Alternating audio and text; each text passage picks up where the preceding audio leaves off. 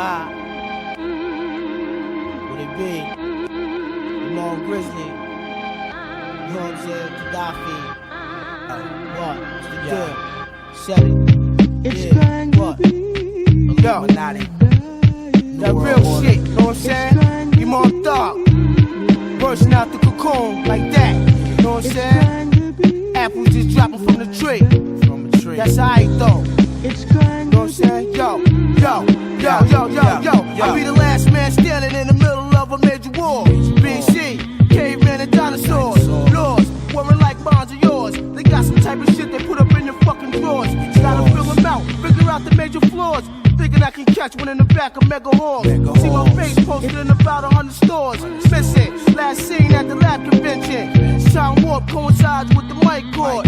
Savage beast, eat straight meat. Savage beast, eat straight meat. Imam Thug. Yo. We like Neanderthals trapped in ice to be precise. Microchip in your body like blood of Christ. I fast 40 days and pray for 40 nights. Return to the essence of life for all life. Conceived in the earth and placed upon walls. Resting in the pyramid, wake when night falls.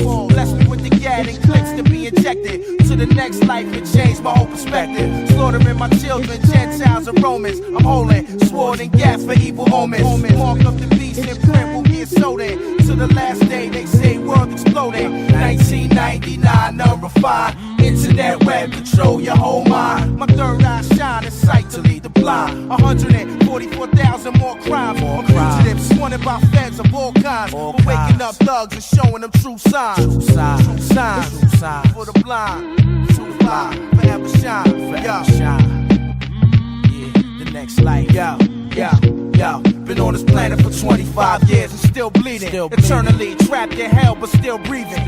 Caught up in the Empire State Garden of Eden. Millennia surround my life for wrong reasons. I didn't ask to be here, God, see I was placed amongst Canaanites with 6 carved in face. Holding all the guards up north behind gates. Amorites ruling the world in all states. Some lies coming from tongues of true snakes. La ilaha illallah, illallah. Gawar Azdubar, we shine like North Star. See ya.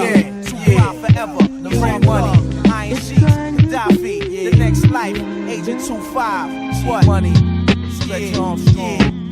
officially coming through, 252, DJ Clue, just a sample of Guerrilla Coalition, from Master Flex, the rap industry, what?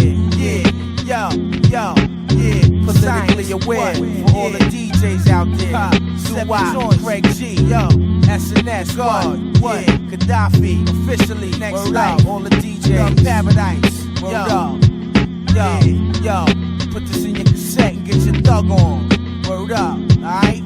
The new joint coming through, Gaddafi, Imam Thug, 40 Thieves, Iron Sheiks, Still Hands, word up, band together, Rap Alliance, New World Rap Cats, Third World Gorilla Cats, Laser Beam Gas, Thug Paradise, 5 Carat Ice, what? Studio banging, what?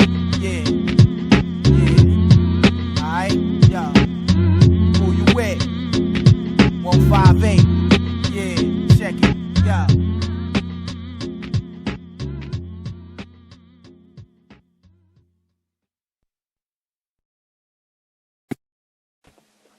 All right, and we're back, ladies and gentlemen. We have our resident dope fiend, the Machine Lies, in the upper left.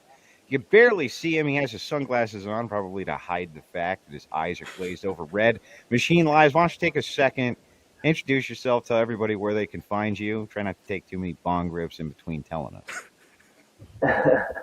Hello, everyone. My name is The Machine Lies.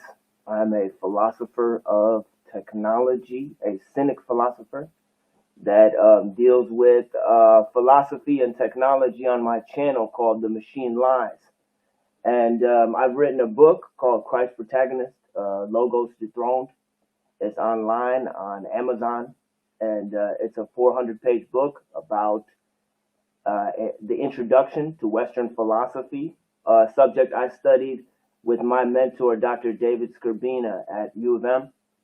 And yeah, I think that serves as a pretty good introduction. I'm also Muslim, and I guess that'll configure quite heavily on the topic of our debate this evening. All right, thank you for that intro. By the way, your audio before we came on was far better than it is right now. Suddenly it sucks, just kind of out of the blue. Just letting you know that.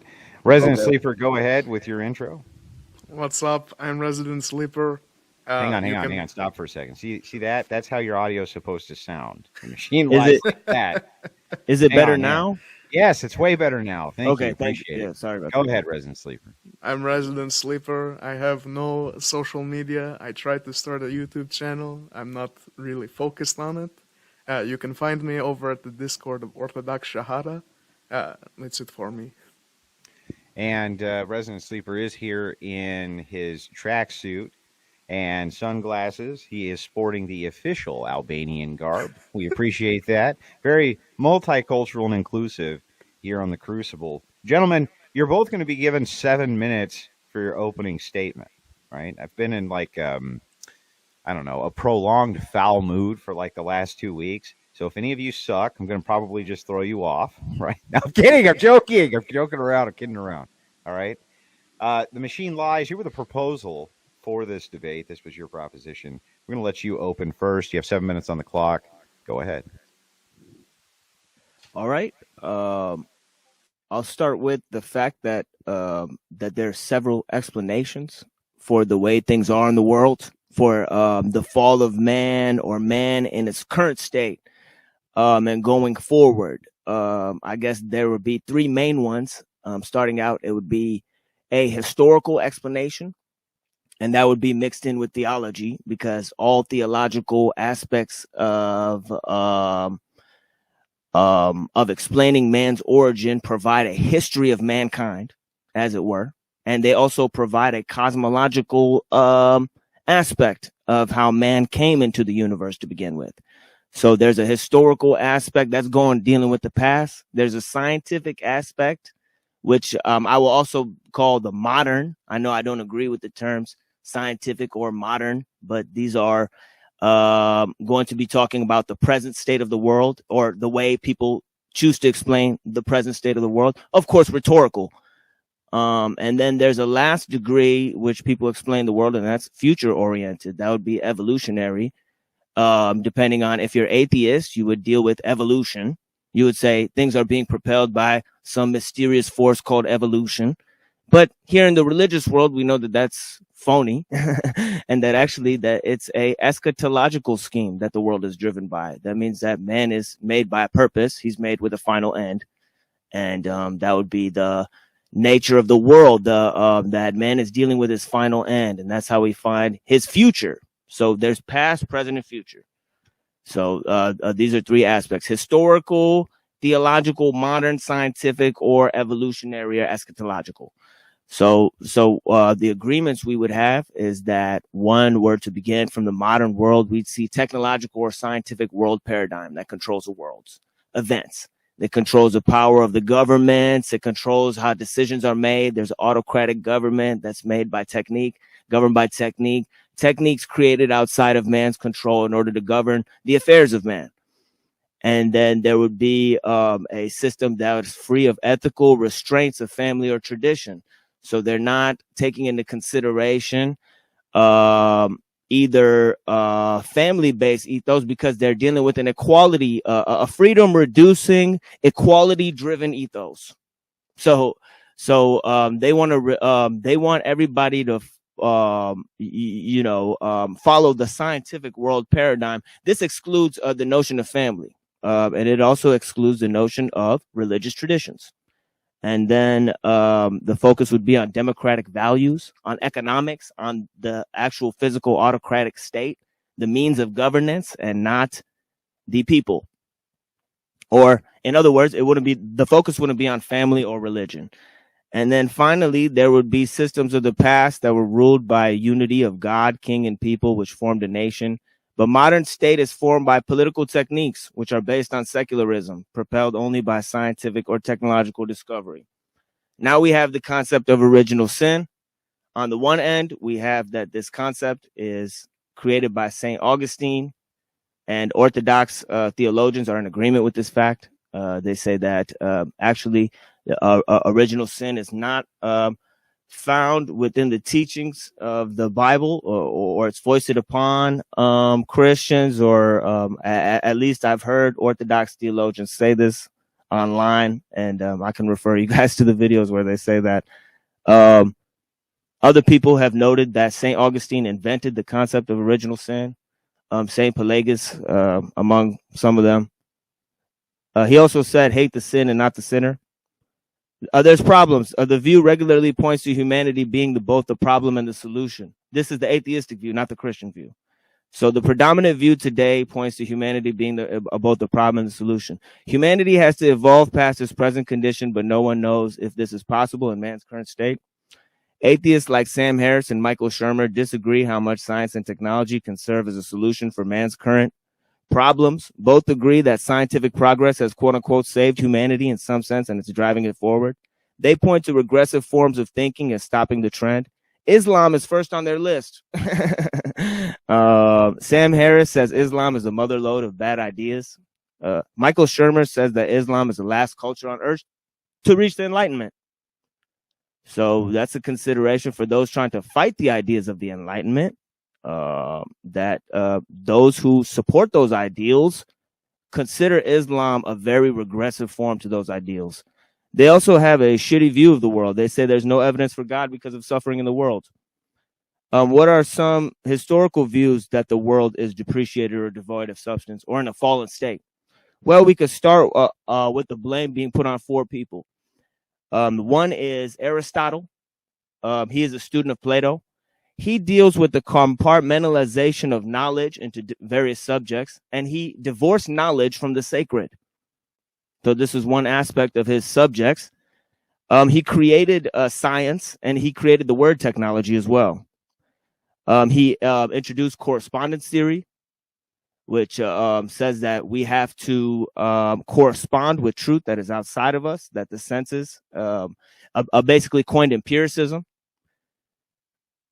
There's also Paul. Paul created a division between flesh and spirit in Romans. He platonized sin in Romans 7:17. He said, it's not me that commits sin, but the sin in me. So he drives a stark duality between the flesh and the spirit, which is also seen in the Phaedo of Plato. In the Phaedo of Plato, the pleasures of the body are seen as secondary in the world. So it follows a Platonic synthesis. It also follows an Aristotelian or teleological aspect, where it says that the whole purpose of the world is for the age to come.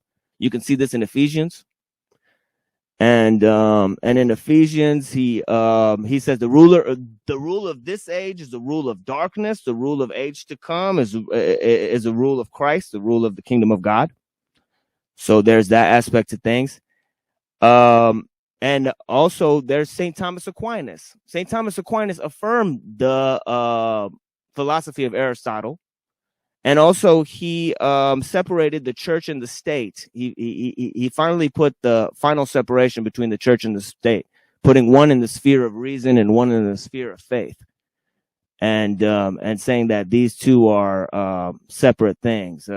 I see I'm running out of time there, so I'll speed it up. These 4 can roundly be considered the most influential thinkers of what is considered quote unquote Western thought. The 4th one is Newton. Newton created a deistic or Kabbalistic view of the cosmos, a mechanistic view of the world. This fact is agreed upon by some of the most luminary thinkers in Western philosophy in our age, like Alfred North Whitehead, who called Aristotle the greatest European metaphysician. 2 of 3 of these thinkers mentioned above are taken for granted. Paul is considered more important than the teachings of Jesus as far as Christians are concerned. All of these thinkers are Western thinkers whose ideas are fundamental for the development of secularism. They're kept alive by the church. So the paradoxes here are pretty clear. There's one, the fall of man and the repentance offered by Adam and the nature being a blessing of divine grace. That's You're one. you're out of time, Machine Lies. I'm sorry. Oh, man. okay. But Yeah, that's okay. But I'm going to give you 15 seconds to just do a quick wrap. Okay. Okay, well, I'm just right at the end, anyways. I was just gonna say 4 paradoxes. One is the fall of man, and the repentance offered by Adam, and the blessings of nature. Nature is a blessing, yet it's in a fallen state. 2 is man is made in God's image, but is corrupted by the flesh. 3, man is said to be judged by God, but also awaits the kingdom of God. The apocalypse is on one side, and the kingdom of God on the other. 1 is to keep 2 sets of books, be a Jew with the Jew, a Roman with the Romans, and Romans 13. Anyways, that's pretty much a lot of what I had there. Appreciate that very much. I was making fun of you during your open statement, but that's just because I'm a jerk. Resident Sleeper, we're going to move over to you. Jordan Peterson would not be thrilled with the state of affairs that's going on in your house right now. I just want to let you know that right away. But go ahead. That's organized. I'm just... Go ahead with your opening statement. Mine is not going to be nearly that long. In today's debate, I expect there to be points of contention between me and my opponent, specifically on the points regarding theology, on why the world is the way it is today. I expect to cover a variety of topics, going from creation, being the story of Adam and Eve, and how it's viewed in the Islamic lens as opposed to the Orthodox one, doctrine, both doctrine of our beliefs, as well as church history and the roots of both religions. I do fully expect that there to be a dive into different topics mid-debate, as both the Machine Lies and I are very sporadic when we have conversations with each other. But I do expect the majority of the topic of this debate to be focused specifically on theology, Orthodox theology, and as well as Islamic theology. And the sources that I will be using today are going to be mostly Orthodox theology, the Bible, Islamic texts, hadiths, Islamic law, the Quran, and historical documents. I will be offering a fair critique of what I think is going to be the Gnostic roots of Islam, and why the theology can't be credible when it comes to speaking about Christianity. That being said, I think that's all I have to say for my opening statement. Okay, commenters already being very brutal and mean to everybody. I was told recently, I had a debate cancellation. A person sent me a DM and said, "But your commenters, they're so mean." And I mean, what can I say? They are. They're fucking mean bastards. And I'm completely and totally okay with that. Before we get moving into the rest of the debate, and I open the floor up, let me just say I appreciate everybody who is liking, sharing, subscribing, doing all that YouTube shit you're supposed to do. Remember that you can give the gift of a membership today so that people can come in and make fun of both of these guys wearing their sunglasses at night indoors. And who doesn't want to do that? Who doesn't want to do that? Also, you can send in a super chat if you have any questions. We will be taking call-ins tonight. I'm actually kind of enjoying the way that this debate's playing out so far. It's an interesting premise. So we're going to move right into the open floor. Gentlemen, whenever you're ready. I'd like to first start by telling you that I believe Islam does have Gnostic roots. This being for the pure fact that Muhammad, for example, was a Sabian. The Sabians having derived their theology from the Book of El-Sakai. The Book of El-Sakai also mentions that their book was given to them by the angel Gabriel. This coming about 600 years before Muhammad and his tribe of the Sabians, his Gnostic tribe, group of Sabians, was actually derived from the Mandeans, who were also derived from the people of El-Sakai. We're using the Book of El-Sakai. So I believe that all the Gnostic doctrine that is found within the Quran, within Muhammad, it starts from Gnostic roots that have been deemed heresy by a majority of church fathers and even Origen. Okay, I think that is pretty easy to dismiss. First of all, I think that it's pretty easy to see how Gnosticism actually came about closer to Christianity, almost in conjunction to Christianity. And this is in 200 AD. We have St. Irenaeus doing battle with some of the Gnostic theologians like Valentinus. I'm trying to save their doctrine from them because these people were taught by St. Paul. You have teachers like Valentinus who were actually taught by Theudas, who was a student of St. Paul, and this is admitted that Saint Irenaeus actually had students of some of his students with some of his teacher actually fell into Gnostic heresies, and he would talk about that. He actually attended school with some of these people. It's obvious that some of the notions of hypostatic union are exhausted by Gnostic theologians. These are not in Islam, because Islam has no view of ontological transcendence. That is one level where that is just the theological level where Islam shares no singular basis with Gnosticism. But there's also the historical basis for Gnosticism and Islam, the connection between those. And that would be one of the fact that Islam is not does not claim any sort of origin from the Gnostic religion. So that would be kind of strange, because historians don't see it that way. So That's can I actually give you a counter to that? In fact, it is relied on multiple Islamic law manuals, such as Reliance of the Traveler, that states specifically that Islam is a Gnostic religion. This is coming from your scholars that freely admit that Islam is the true Gnostic religion. This also, your counter being an issue, considering the book of Al-Sakai is a mix of Messianic Jews, which are not Christian, and their book came about around 98 AD. This specifically in the areas where Muhammad would have been found. Even one of the Quranic readings, authoritative readings, is called Al-Qasai. I think it's Al-Qasai. So this brings up a lot of issues. You're saying that it came around. That's not an issue. No, but it is. No, your own scholars say that it's Gnostic. Okay. Well, actually, not the Reliance of the Traveler is not an authoritative book in our religion. Do you know that? It is an Islamic law manual. It's an Islamic law manual. It is found in multiple Islamic law manuals. It's an Islamic law manual, and it's secondary in authority to the Quran and the Hadith. So we wouldn't actually follow whether you would like to follow Reliance of the Traveler or not.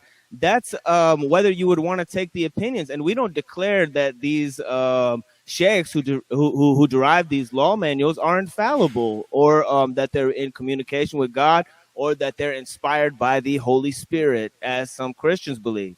You're not debating some Christians. You're debating Orthodox. I know. I'm debating. I'm going to say also, specifically when we're discussing this, you can also tell there are Gnostic roots in Islam, because in the Quran, Muhammad specifically got the idea that women are deficient and the largest inhabitants of hell from his Gnostic tribe of the Sabians. It doesn't say women are deficient in Paul? What? Explain. Go on. Paul, it says, look, Islam believes that women should be ruled by men, and so does Christianity. So what's the problem with that?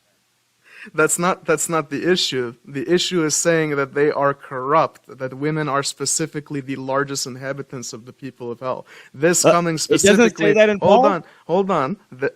Women being the largest inhabitant of the people of hell... I'm sorry, what?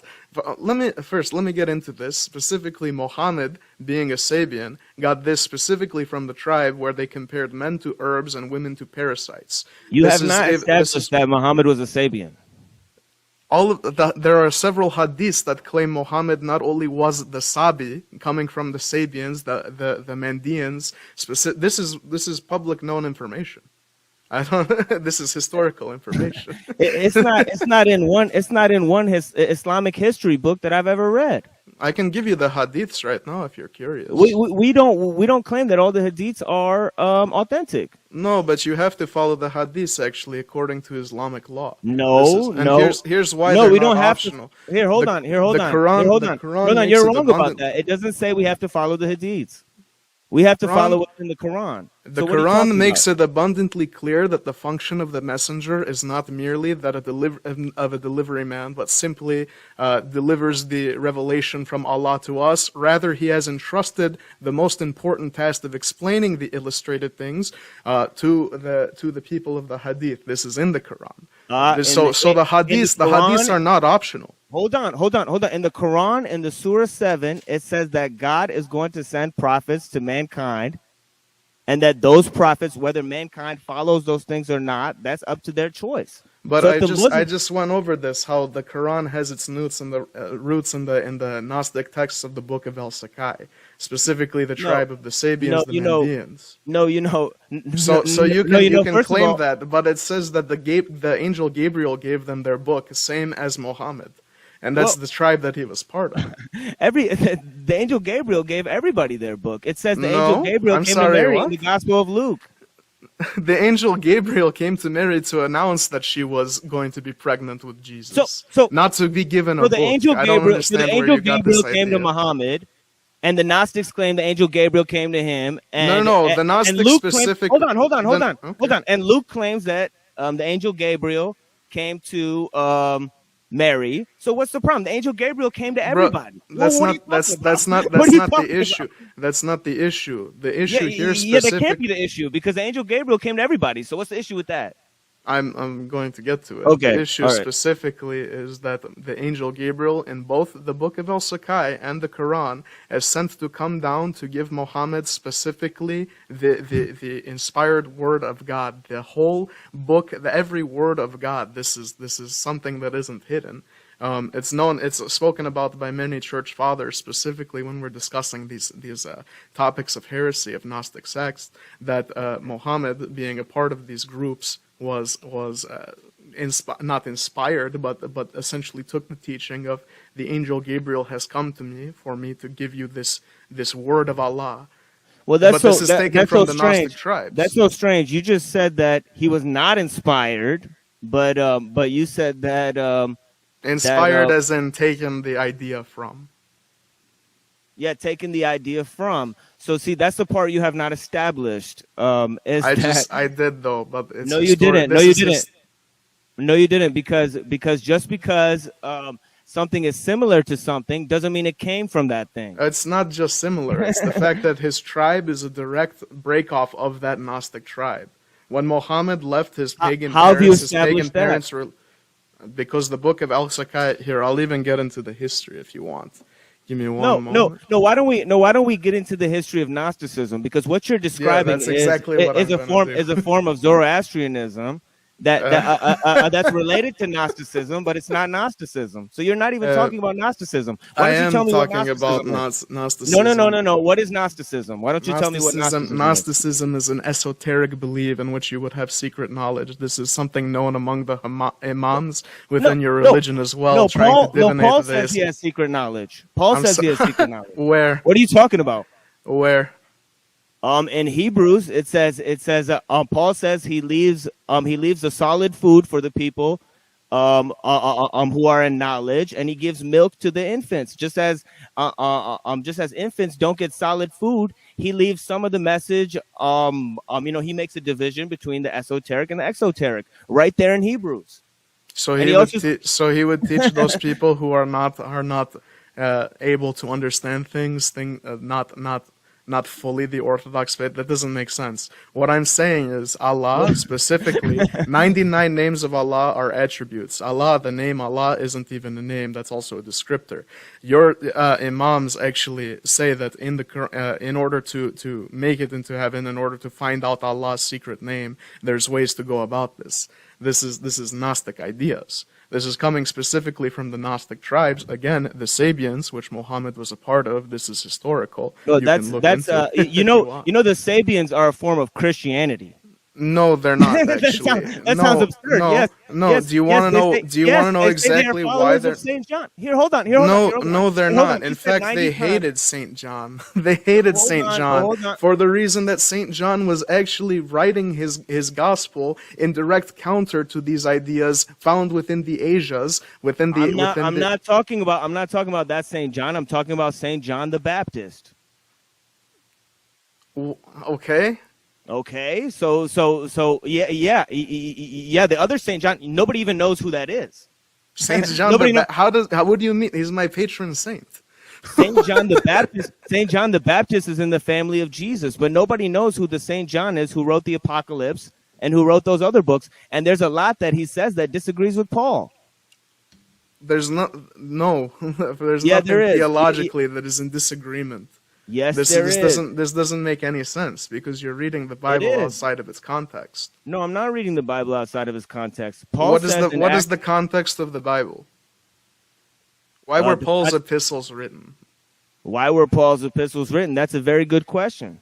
It seems like in Galatians, it's a big fucking mystery why they were written, because it seems like in Galatians 2:14, he's having an argument with St. Peter over the authority he has to be apostle over the Gentiles, when St. Peter is the one in Acts who gave him the authority to be apostle over the Gentiles.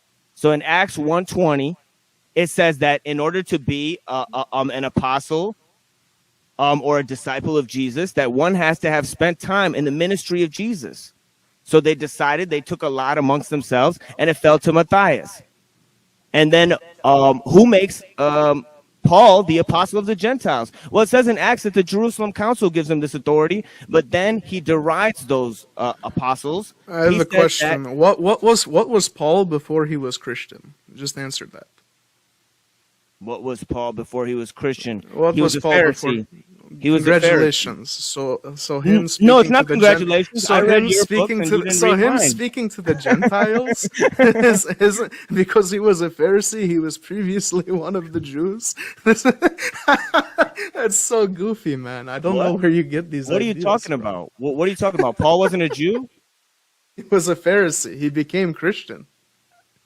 Yeah, I know that. So what's so confusing so about him that? speaking to What the are you laughing Gentiles, about? what's confusing about him speaking to the Gentiles? What's confusing about him speaking to the Gentiles? Yeah. There's nothing confusing about him speaking to the Gentiles, except for he's saying that he's calling Gentiles sinners in Galatians 2:14. It's almost like he was a Gentile at one point. Oh yeah. He's much closer to a Gentile than a Jew because he doesn't write his letters in Hebrew. What does that have to do with anything? Well, why didn't Paul speak Aramaic like the rest of Jesus' followers? Because Jesus' followers also spoke Greek. What the frick you mean? Which one of Jesus' followers spoke Greek? The people, the followers that were writing the Bible, they literally wrote it in ancient Greek and Kino Greek. So the disciples knew Greek. So Peter knew Greek. You're saying Christ at the time would have known both Aramaic and Greek, considering they were the lingua francas of the time. Well, any So historian what do you mean? Well, what do you that's- mean? Well, what? Yes, historians disagree over that fact, friend. I don't care what historians have to say. They're not Well, then, authoritative where on the church hell are you history. getting your information from on Islam if you don't give a shit what historians think? From literal church history, the church fathers, as well as Islamic documents. So the church fathers told you about Islamic history? I don't think that's going so well for you. I don't. You're the one here denying that Muhammad was a Sabian. This is history. Nobody has ever called Muhammad a Sabian other than mythicists, and they say That's not Christianity true. Your hadiths call Muhammad a Sabian. No. Do you want me to give you the hadiths? Because I'd be happy to. I just said the hadiths have to be measured on the scale of authenticity. Does it say that in the Quran? Can you find that in the Quran? I literally told you where the Quran says that I'm quoting the Bible. hadiths are I'm not quoting optional. the Bible. You're quoting some bunk hadiths and some law book. What do you mean? So you're just we gonna don't even find authoritative. You know, man. it's really easy to deny what your prophet was if you deny those people who are telling you what the prophet was. This is ridiculous. I'm telling you where the Gnostic church roots fathers came are going to from. tell me who the prophet was. I'm giving you the hadiths. Why would I ask the Hold church on. fathers? I'm about giving my you. prophet? I'm giving you the hadiths. I'm not giving you the church fathers. I just asked you what makes Paul a prophet of God, and you didn't answer me. What makes Paul a prophet? Saint Paul saw. What do you mean a prophet? Paul. We don't consider Paul a prophet. We consider him a saint. What do you mean a prophet? What's the difference? What's the difference between a prophet and a saint? Yeah. What is Paul going to prophesy? Paul doesn't prophesy anything? What is he going to prophesy? What is he going to prophesy? I don't know. What did Paul prophesy? What did Paul prophesy? He's right there in Scripture. He's part of your Scripture. I'm asking you because you're claiming that he was a prophet. I'm telling I'm asking you, what did he prophesy? You called Saint Paul a prophet 3 times. No, I didn't. I asked you, is he a prophet? I asked you, is he a prophet? No, you called him a prophet, and then I said he's not a prophet, he's a saint, and you said, what's the difference? Yeah, I said, what makes somebody a prophet? And you said, I'm asking you, did Saint Paul prophesy anything? No, look, brother, I understand the flow of the discussion. You're saying first that why is you're challenging the prophethood of the Prophet Muhammad. And I'm saying, look, the Prophet Muhammad received revelation from God, and we believe he got this from Angel Gabriel. What's your proof that Paul is an apostle of Christ or a saint? I'm sorry, you said the Prophet Muhammad received his revelation from the Angel Gabriel? That's right. You mean like the book of Al-Qasai that came 600 years beforehand? What are you that talking Muhammad about? was a part of the tribe? Yeah, and like the Gospel of Luke, where the Angel Gabriel came to Mary. The Gospel of Luke. And he also came to Zachariah. We're going to rein it. Hang on, gentlemen. We're going to rein this back in. The reason I was letting it go for so long, even though none of this actually has to do with the fall of man at all. That's right. Is because I wanted to try to see if there could be some type of starting point for both of you. But it appears that there can't be a starting point for both of you because you both reject each other's narrative on the start of the religion. That's okay. But I still think that even though you disagree with a starting point on your religious history, that you can still dive in to your different perspectives on the fall of man and dive into that specifically, as that is the topic of the debate. And we're 25 minutes into this debate, almost 30 minutes in, and we still haven't gotten there. So let's see if we can rein it back. I'm going to start with Resident Sleeper, and can you give an account for what you think the fall of man is, and then maybe you guys can dive into that. We in the Orthodox Church believe that the fall of man happened when Adam and Eve had taken a bite of the fruit of the tree of the knowledge of good and evil. God, having seen this, or having known of this, after Adam and Eve had hidden, came to the garden and asked where they were, to see if they would admit their sin. Both Adam and Eve did not admit the sin. In fact, they tried to blame it on the serpent which tempted them. And that is the reason for the fall of man. God did not give us the fall in order to punish us. He gave us the fall to give us essentially a way to repent of the sins that Adam and Eve committed. And us as Orthodox are meant to essentially, not that we are guilty of the sins of Adam and Eve, but we are living with the consequences of the fall. You in the religion of Islam, I don't believe, have a coherent account for why the fall happened. Okay, I could basically point out that there's several systems in the world. Islam does not exist within a vacuum, and neither does Christianity.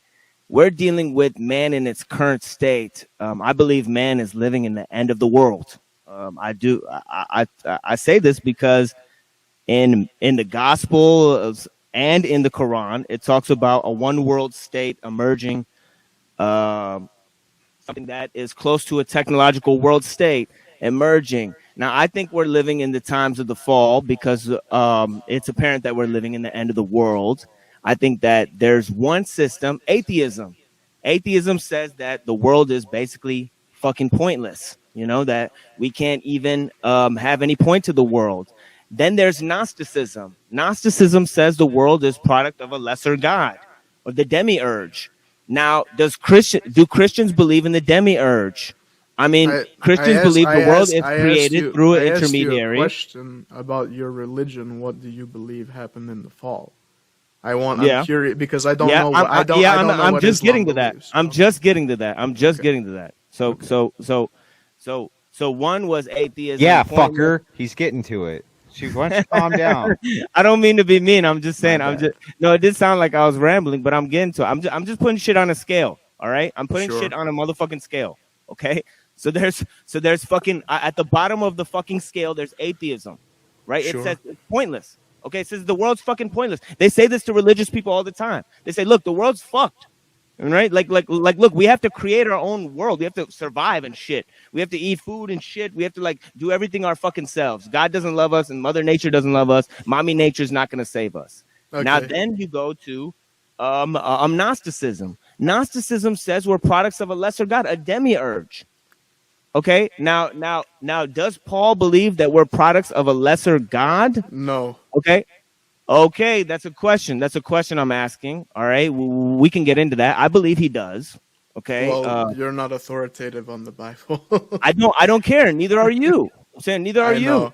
I know. Okay. That's why when we're discussing biblical events, we have to refer to the authority, being the Orthodox Church. Okay. Well, Christianity. Okay. Christianity says that the world is in a fallen state. We agree over that, and that you have to sacrifice for the good.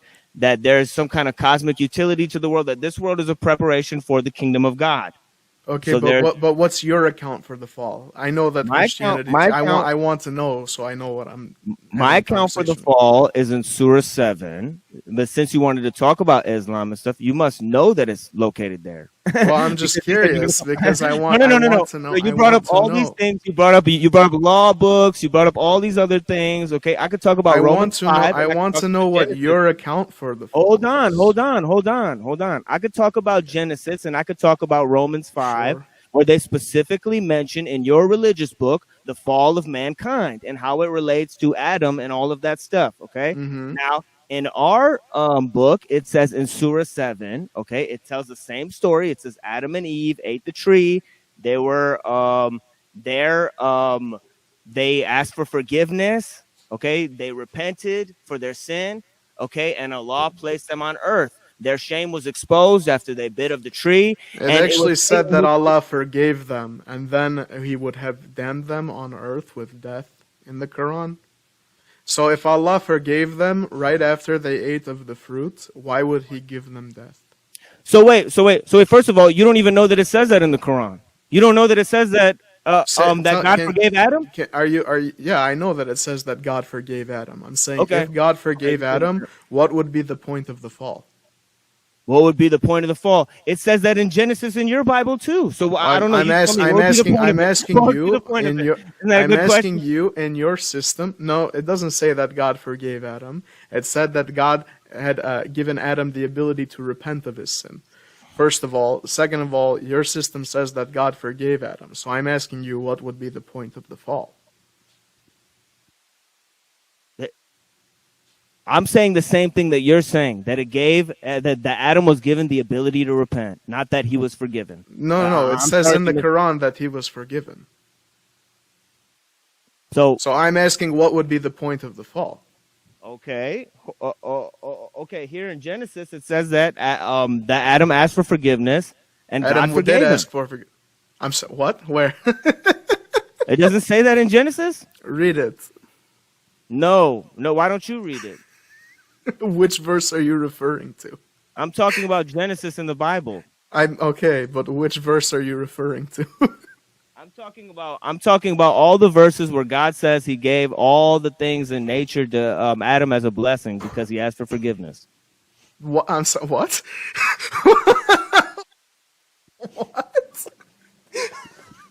What? Where does it say that Adam asked for forgiveness and God gave him everything in the world as a blessing? It says in the Bible that God gave dominion to Adam. Yes, that was before the fall as well. Why did He do that? Why did He give him dominion? What are you laughing at? What's because so fucking funny? because we're made. I'm sorry, I'm not. Who is God going to give dominion over the world if not His creation of man? God could have given anything dominion over the world. Okay, yes. What are you talking about? Okay, why would sure, He do that? Sure, I don't know. Why did He give it to man? Because He's all powerful. No, because we are created in God's image. We are created in the image and likeness of God. Therefore, we would have been given dominion over all creatures and all of earth. So when you're having a discussion with this and saying God can give anything dominion over the earth, that's just not true. Because animals are not made in the image of likeness of God. Humans are. So when you're having this discussion with a Christian, you should know this. I know that Christians believe that man. Okay, then why? The problem why is did you say God could give? The problem is dominion that over... Muslims believe the same thing. So I don't even. Yeah, know I know, where to go but from that. but the issue is there's literally no difference there. There is a difference. I'm going to give you. What is the issue. difference? You haven't explained it yet. I'm going to give you the issue one more time. Okay. If Allah forgave Adam and Eve, as is said in the Quran, what would be the point of the fall? Okay. The point would be, in order to test mankind, if he would commit to righteous deeds while here on earth. And it says that in your Bible too. Why do we have to commit to doing righteous deeds and doing good works, as it says in James 2:16? Why do we have to do that? Why do we have to follow God and do all that stuff if we're already sinful? Or if we're if the flesh is sinful, how can we commit to good deeds when all of those deeds are set forth in the flesh? Why is the flesh sinful? Why is the flesh? I don't know. You tell me. Why does Paul says it's the sin in me that causes me to commit sin, and he draws a stark duality between flesh. He says flesh is cursed. Why does he say that the flesh and nature is cursed? Why does he say that nature is devolved? Why does he say that God is not the ruler of this world, that Satan is the ruler of this world until Adam? I'm sorry, until Christ comes back to rule, and then Christ will be the ruler of this world. So, you seem to have a fundamental misunderstanding of what sin is within the Orthodox Christian paradigm. When we're discussing sin, we're not discussing it as something that is you can point to it and say this is 100% going to be a sin, and this is where we rank it legalistically. That's not how we view sin. We view sin as a sickness. So when Paul says something is corrupt, we're discussing a sickness of sin. Okay, we view sin as a sickness too. You wouldn't view sin as a sickness within the Quran. Yes, we would. Yes, we would. Because the Imam Ghazali, when he talks about sin, he talks about a physician curing sicknesses. I mean, there's hundreds of examples of this. Why are we allowed to go to this? Hang on. Machine Lies. You got to back up and let him answer your question before. I'm sorry, my brother. With new ones. Give him a second to answer. Go ahead. Yeah, you're right. So let me just go back to where we were when we're discussing sin. How exactly? Okay, I'm completely confused here. How exactly are we going to say that the fall in the Islamic view should have happened if Adam and Eve were forgiven? And if it did happen, why didn't it happen earlier before they were forgiven? Why didn't Allah test them before they were forgiven? Allah can continue testing you as long as He wants. Okay, but that doesn't answer my question. I said, why would it not have happened earlier?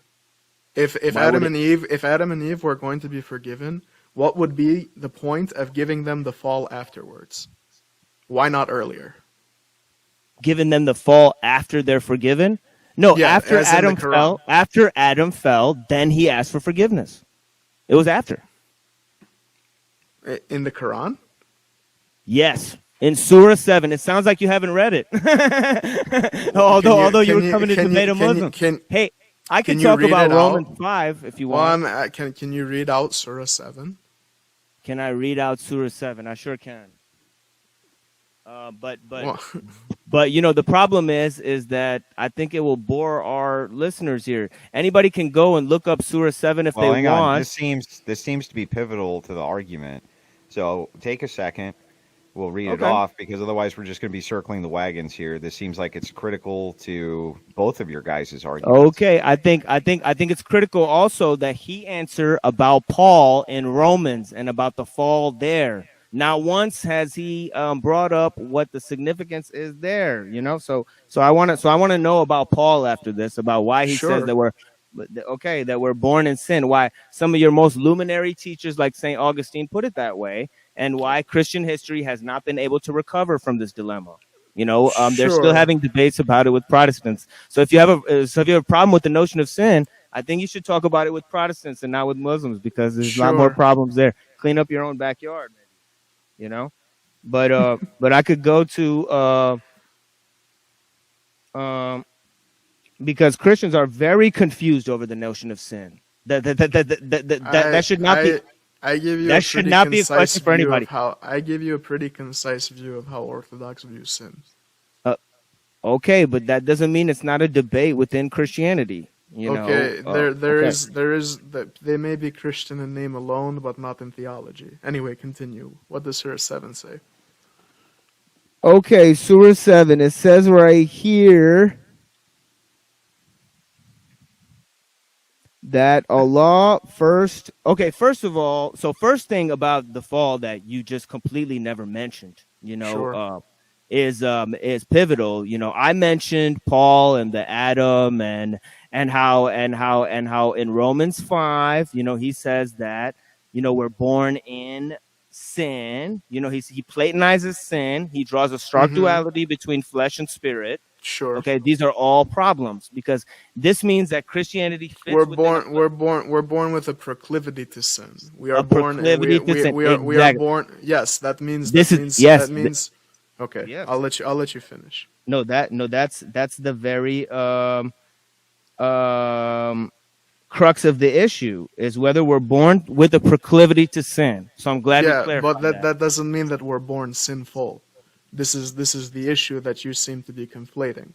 You see, being born with the proclivity to sin is like your mother drinking alcohol when she's pregnant with you. You're not the one who drank the alcohol, yet you have the chance, I'm sorry, not opportunity, but the chance to be born with fetal alcohol syndrome. You would be born with those consequences. You wouldn't be born an alcoholic. You would be born with the consequences of alcoholism. That's what sin is. You seem to think that there's an issue here, but there isn't. There is an issue. And I'll explicate it as the time goes. But for Sure. now, everybody's asking what the view is in the Quran, and then I was asked to read a few verses. So here in Surah 7, Al-Araf. Well, actually, first I wanted to clarify the beginning of this, because here is a notion of sin that's talking about the fall of Adam, but it doesn't just talk about that.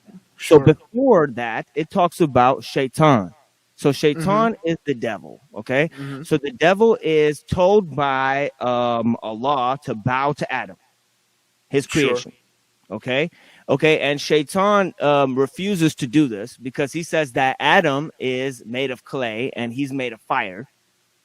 And Shaitan is basically somebody who's then put in charge over testing mankind. He's only given this position because he then cries to Allah and says, look, I'm sorry for what for my disobedience. And then he's put in role over testing mankind, and he says he'll attack mankind on all sides. So Okay? Satan works together with God. Yes, that's right. But the thing is that he does so in the Christian tradition as well. No. And actually, yes, because God puts Satan as the ruler of the world. As Paul says in Corinthians 2:4, he says Satan is the ruler of the spirit of air. Yeah, So, the ruler of the spirit of error is the ruler of sin, not the no ruler air, of air, not error, air. When it's discussing air too, we have an orthodoxy. And read Surah 7 before we get into this. I'm just curious. Look, I know what air is. Sure. Okay, but do you know when we're discussing with? Do you know when we're discussing? I don't in a need anybody to Christian- interpret that for me.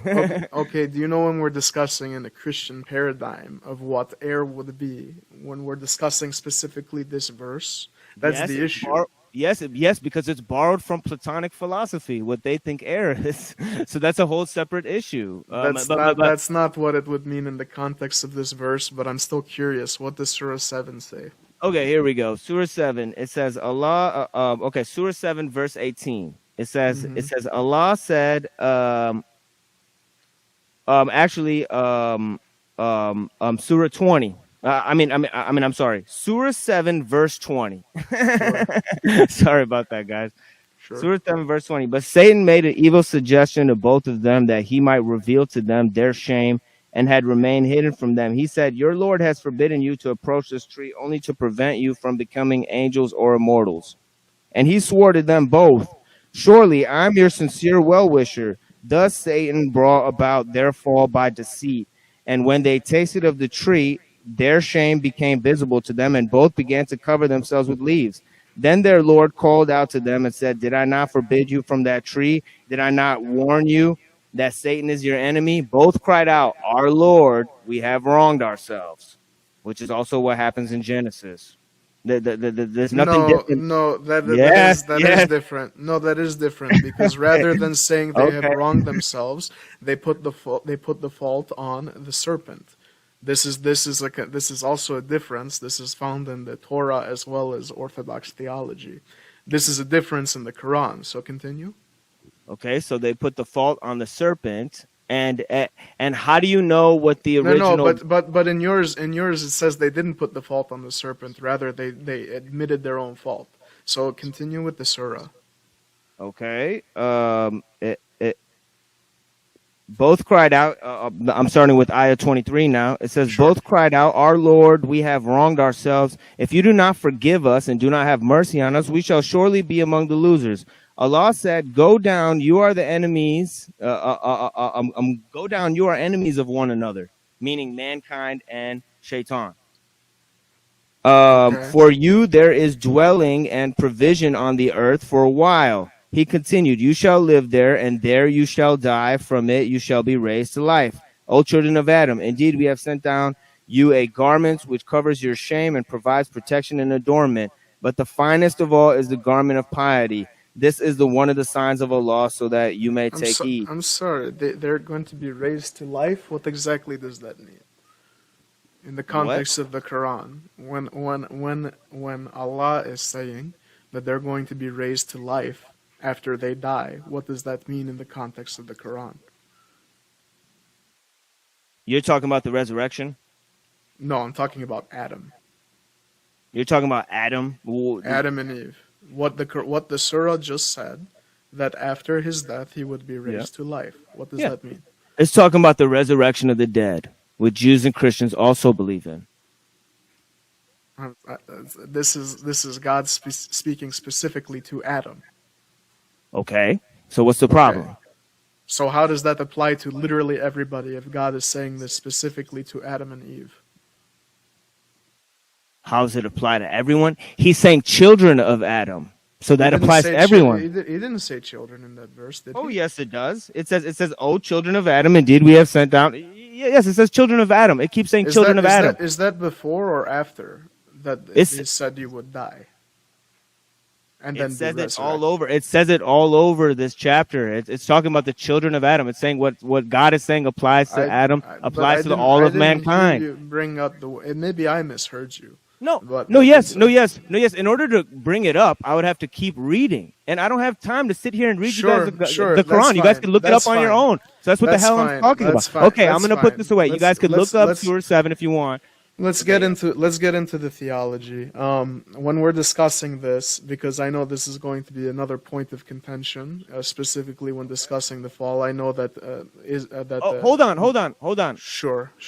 There was an issue I had about Paul. Sure. What is the issue? Go on. Hold on. I'm sorry. I forgot about that. No, it's okay. It's okay. It just seems like, since in Gnostic theology you said Islam is like Gnosticism, but you haven't proved it because the teachers of the Gnostics, they all said that Paul was their teacher. I'll give you my sources and afterwards. The Gnostics all say that they disliked Paul. In fact, they would mix his epistles. Valentinus did not dislike Paul. Look it up. Valentinus was one of the top. The Gnostic tribes. Sure. Okay. Okay. If you look up the Nag Hammadi Gnostic library, they literally have false epistles by Paul in there. So they don't hate Paul. So they're claiming authority from Paul. They're using false epistles of Paul as authority. That's exactly right, my friend. They're claiming authority from Paul. These Gnostics are using false epistles of Paul. The Gnostics are using false? Paul as an authority. Yes, but you just said they're false epistles. I would like to agree with your Orthodox view that the books that the church didn't select to be in the Bible. See, I'm only working with the books that the church says are in the Bible. I agree. I would concede to you that fine, we need an authority to figure out who the people are who wrote these things. And I would concede for Christians, I would accede to the oldest authority they have, which would be the Orthodox Church. Now, they say that those books that are outside of the epistles, right? Mm-hmm. Right. That claim to be written by Paul, that they're spurious or that they're part of Gnostic teaching. Some of them talk about Paul going to heaven and different stuff like that. So sure. I don't know if what is the issue in Romans? Let's get back to that. What was the issue in Romans that you wanted to bring up? Well, the issue in Romans is that it is the same issue that's there in Gnosticism. It's a basic aspect of Gnostic theology that this world is not only a devolution of the forms, but that our flesh, our very flesh, is evil. It's cursed. It's cursed. So, no. Okay. I'm telling you again, that when we're discussing sin, we have to remember that sin is a sickness. So when Paul is saying the flesh is cursed, it means that you have more desires, that you would have more desires prone to the flesh. In fact, the flesh is one of the easiest ways we can sin. So I don't what is the issue here? And also, when we're discussing the fall, you have to understand that God did not create Adam and Eve as perfect, but rather to become perfect. That is what the Garden of Eden was. They were not made perfect human beings. They were made to become perfect. So when we fell from grace. Yes, but isn't nature a grace and a blessing? No. Nature is creation. But doesn't nature include the energies of God? The energies of God might be felt through nature. So nature is a blessing in some sense. Hold on. No. Before we get into this, do you know what the essence-energy distinction is? I know that it comes from Aristotle. No. Yes. It is. No, it's Orthodox theology. Do you know that? When we're discussing the essence-energy distinction, this is another issue because when you're having discussions like this, you're coming from absolute divine simplicity, which itself is ridiculous. Which is invented by Aristotle. No, that is. Yes, it is. That's not invented by absolute divine simplicity. Is not invented by Aristotle. This is by somebody specifically that you called Saint Aquinas, who isn't a saint, by the way, not even in the Orthodox Church. You're saying Saint Aquinas came up with this? Saint Aquinas is not a saint in the Orthodox Church.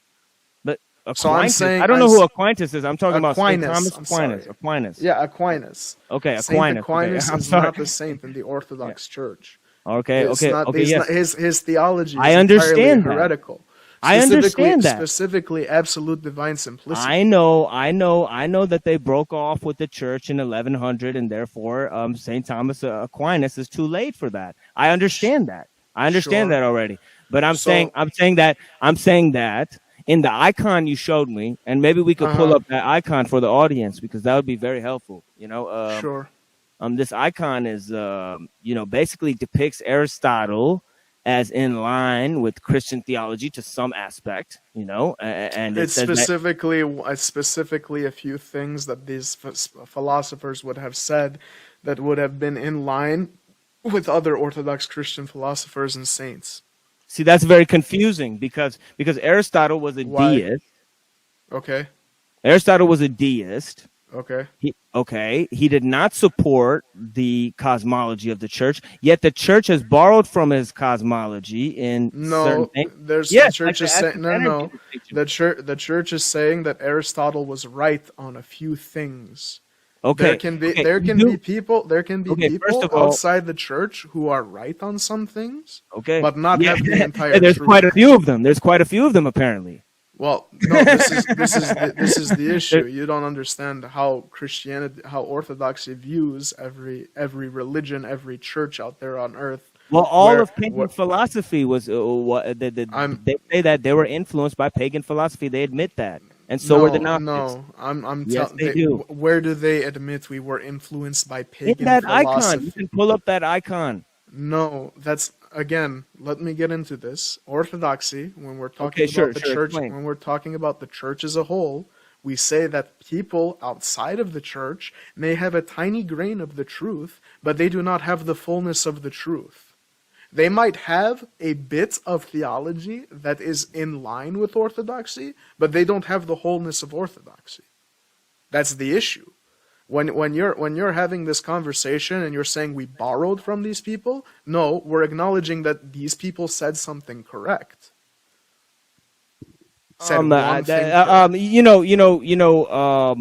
Borrowing and acknowledging that somebody had that's- something correct no, is those very are- similar, my friend. Those are not similar at all. We're not borrowing it from Aristotle. In fact, when you're looking into specifically the essence and energy distinction of orthodoxy, it's nothing similar to what Aristotle said. It has maybe Aristotle, A, believed in divine simplicity, and B, St. Thomas Aquinas was an Aristotelian philosopher. Divine simplicity is one thing. Absolute And a Christian. divine. No. Listen. Divine simplicity is one thing. Absolute divine simplicity, which is what Thomas Aquinas believes in, leads to perennialism. This is an issue. When we're talking about divine simplicity, why are all these Christian philosophers? Okay. Why are all these Christian philosophers promoting perennial views? Who? Like St. Thomas Aquinas, like Father Seraphim Rose, who is a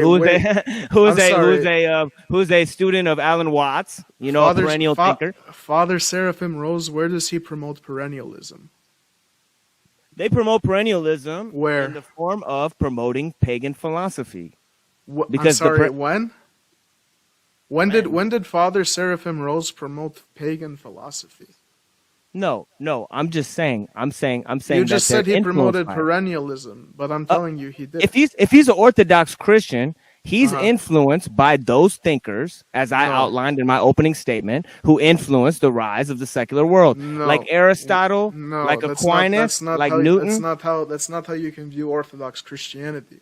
We're saying that these people, again, had a small piece of the truth, but they did not have the wholeness of the truth.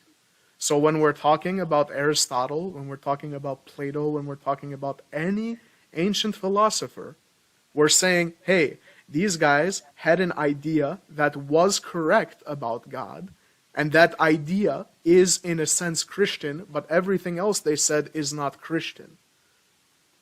That's what I'm asking you is what would those ideas be? Because these were pagan philosophers who influenced a Gnostic ethos You're the one saying these ideas are pagan. What ideas are you talking about specifically? The essence energy distinction. How is that pagan? How is that pagan? How is saying God's essence is distinct from his energy? Who invented the word energy?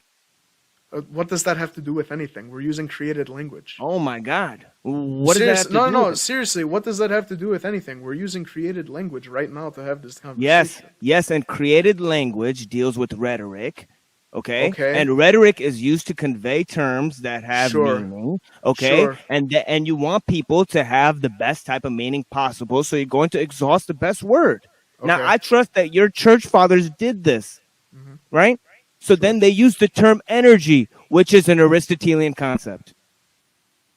Well, they use the word energy. Yeah, the word energy. Now it is equal to an Aristotelian concept. I'm sorry. The word energy is created by Aristotle. Hold on, because you seem to know what it is. What is the essence-energy distinction? You can explain that to me, but I'm just telling you. You're the one claiming it's pagan. No, I'm not. So yes, you are. Okay, you just claimed it was pagan 3 times. I said Aristotle invented the word energy. Sure. Aristotle is a pagan philosopher, right? And? Okay. So that the pagans invented the term energy. That's all I'm saying. Okay, then What's what so does that, confusing about that? okay, then what does that have to do with when we're discussing the Christian doctrine of essence energy distinction? It has to do with it in a rhetorical sense. What? Yes. The essence energy distinction can be described as such. God's essence is unknowable. We know God through his energies. Like, for example, I'll give you, not anecdotal, but I'll give you an analogy. The sun. If you look at the sun and you walk into the sun, you will die. That is what the essence of God would be equal, in a sense, in this analogy, equal to. But here on earth, we feel the rays of the sun.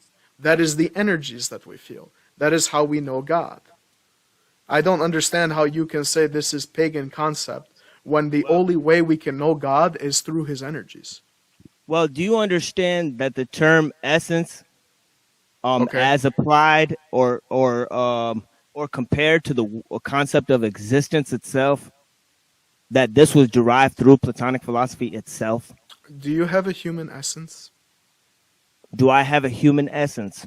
I don't believe there's a difference between essence and existence. What? Yes. Wouldn't that lead directly to perennialism? No. Why No, this not? is a problem within philosophy. All of philosophy. This is a problem within philosophy. No, not in Orthodox theology. This is One second, gentlemen. Orthodox. Hang on. Gentlemen, Okay. sorry. I got to cut in for just a second. We've only got about 15 minutes left in this debate before we go to closing statements, and we are taking callers tonight. There's already some callers in the back line. If you want to get in so that you can ask the debaters questions, you're more than welcome to do so.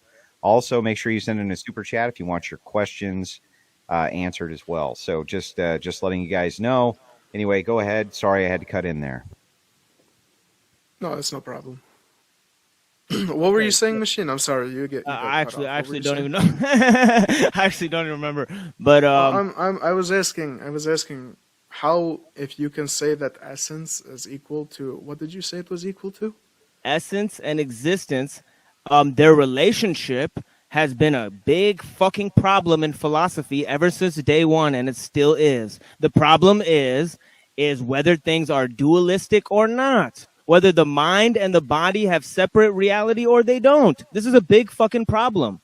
And the problem is explicated within a branch of philosophy called the philosophy of mind. Now, Plato believed, and the Orthodox Church believes, they have solved this problem. Okay, but why do we have to follow their solutions? Because the Orthodox Church is coherent in its solution. Okay, I don't think it is, because Plato is not coherent in its solution. What is the Orthodox Church's solution to this? Because you seem to know it. Okay. Let me tell you something. The God of Plato and the God of Aristotle are not the God of the Orthodox Church, yet their cosmology is used as proof for Orthodox Christianity. Okay, but like I said before, And they can have a grain of the truth. That doesn't mean they have the whole truth. And the same, for example, and the same cosmology is also used for Gnosticism. Islam does not share that cosmology. It doesn't share this. But it does. No, it doesn't. It doesn't. You haven't demonstrated that. Islam doesn't follow Aristotle. It doesn't follow pagan philosophy. Islam specifically says Aristotle is what their whole theology is Aristotelian. What? Okay, you said that, and then chuckled. And I've just showed everybody that how have you shown them that? Hold on. You just said that they got the term energy. They got it from pagan philosophy. That pagans are the ones that. I didn't say that. Hold on. You said that they used the term energy borrowed from pagan philosophy. No. You said it's borrowed. You said it's borrowed from pagan philosophy. I say when we're discussing the essence energies distinction, we're talking about specifically the Orthodox Church. You saying the word came from pagans is like me saying the word piano came from Germans. I'm not allowed to use it to mean keyboard. It makes no sense. I don't understand. I don't understand what that has to do with anything. The word means the same damn thing. That's the problem in both systems. and that is the issue. What is the Orthodox system what is the Orthodox system as opposed to the Plato first of all, system? why don't you tell me how Islam uses Aristotelian philosophy? That'll be fun. I mean, I just asked you a question. What is the Orthodox system compared to that of Plato's that you're saying is the same thing? Well, I just already said that they use the term essence, the distinction between essence and existence, which was coined by Plato. Okay, when I use the word stream, do you think I'm talking about a water or a stream of water, or this stream that's happening right now? I understand the difference between words, categories. Then what is the issue? The issue is whether dualism is correct.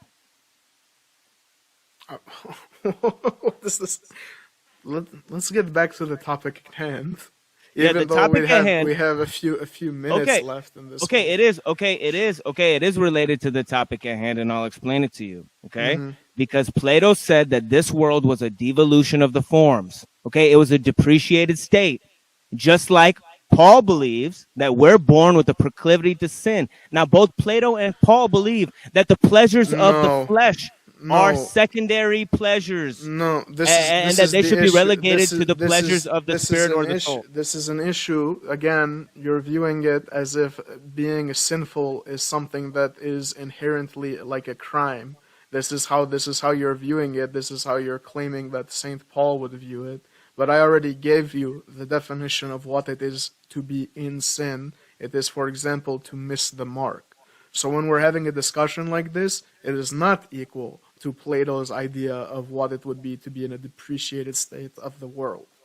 To be in sin, to be in a fallen world, is our opportunity to repent, to become Christ-like, to repent of any sins that we might have done. But hold on, that wasn't even the question. The question was what pagan beliefs does Christianity borrow from? And you said that Islam borrows from Aristotelian philosophy. When you're saints like Saint Basil literally were schooled in Aristotelian philosophy. Okay, but what does that have to do with anything? And our teachers were not schooled in Aristotelian philosophy. We don't use Aristotelian concepts. We don't use the distinction between essence and existence that's found in Gnosticism and in Plato. We don't. So what are you talking about? Essence and existence. And we didn't canonize the icons of the pagan philosophers. When Aristotle supports pederasty. Did you know that? Again, buddy, they're not canonized saints. They're painted as they're painted as religious figures. I know. No. Hold, gentlemen.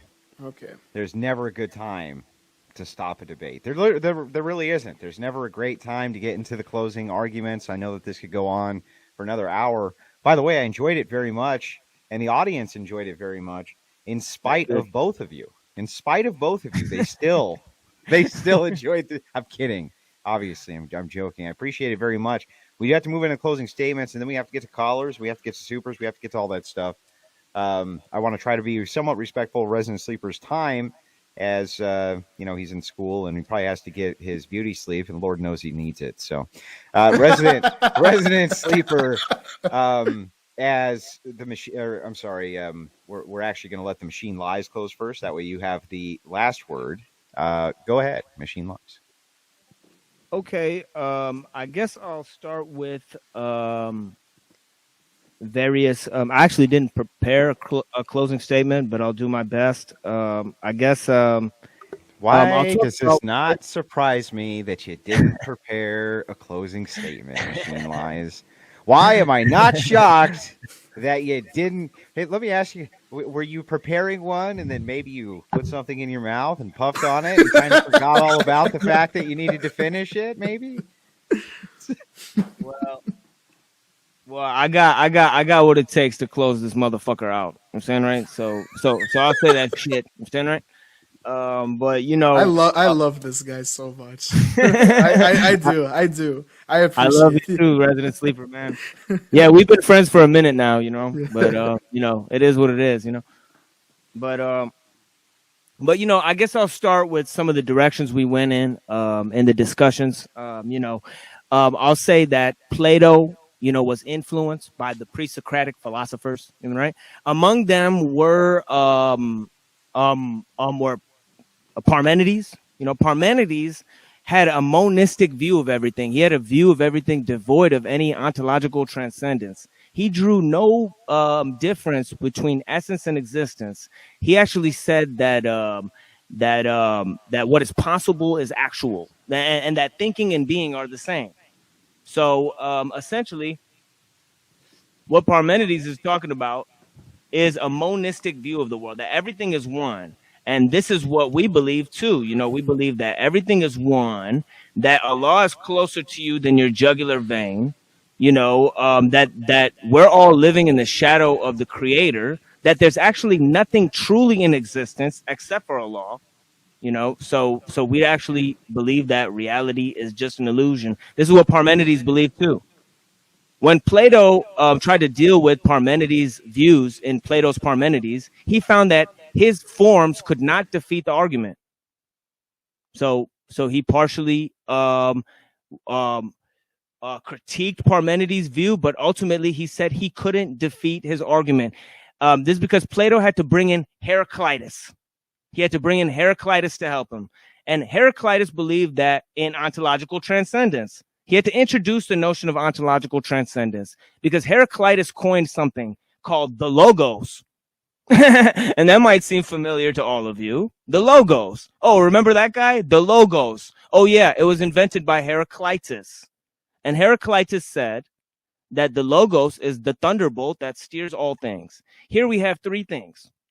We have 1, the thunderbolt, 2, the steering, and 3, all motherfucking things. So the thunderbolt steers all things. Now, this is the same way of ontological transcendence that we see in the opening prologue of John.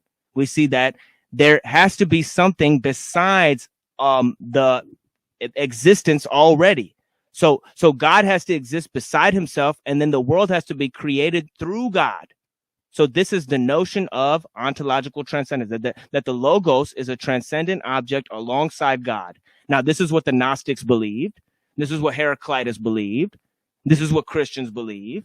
But I'm not getting to how this is an Islamic belief, or how Islam follows pagan philosophy, or how Islam follows Gnosticism. I didn't get that at all. Actually what I see is that the ones who employ these pagan philosophers like Gnostics and Christians, that they end up with ontological transcendence.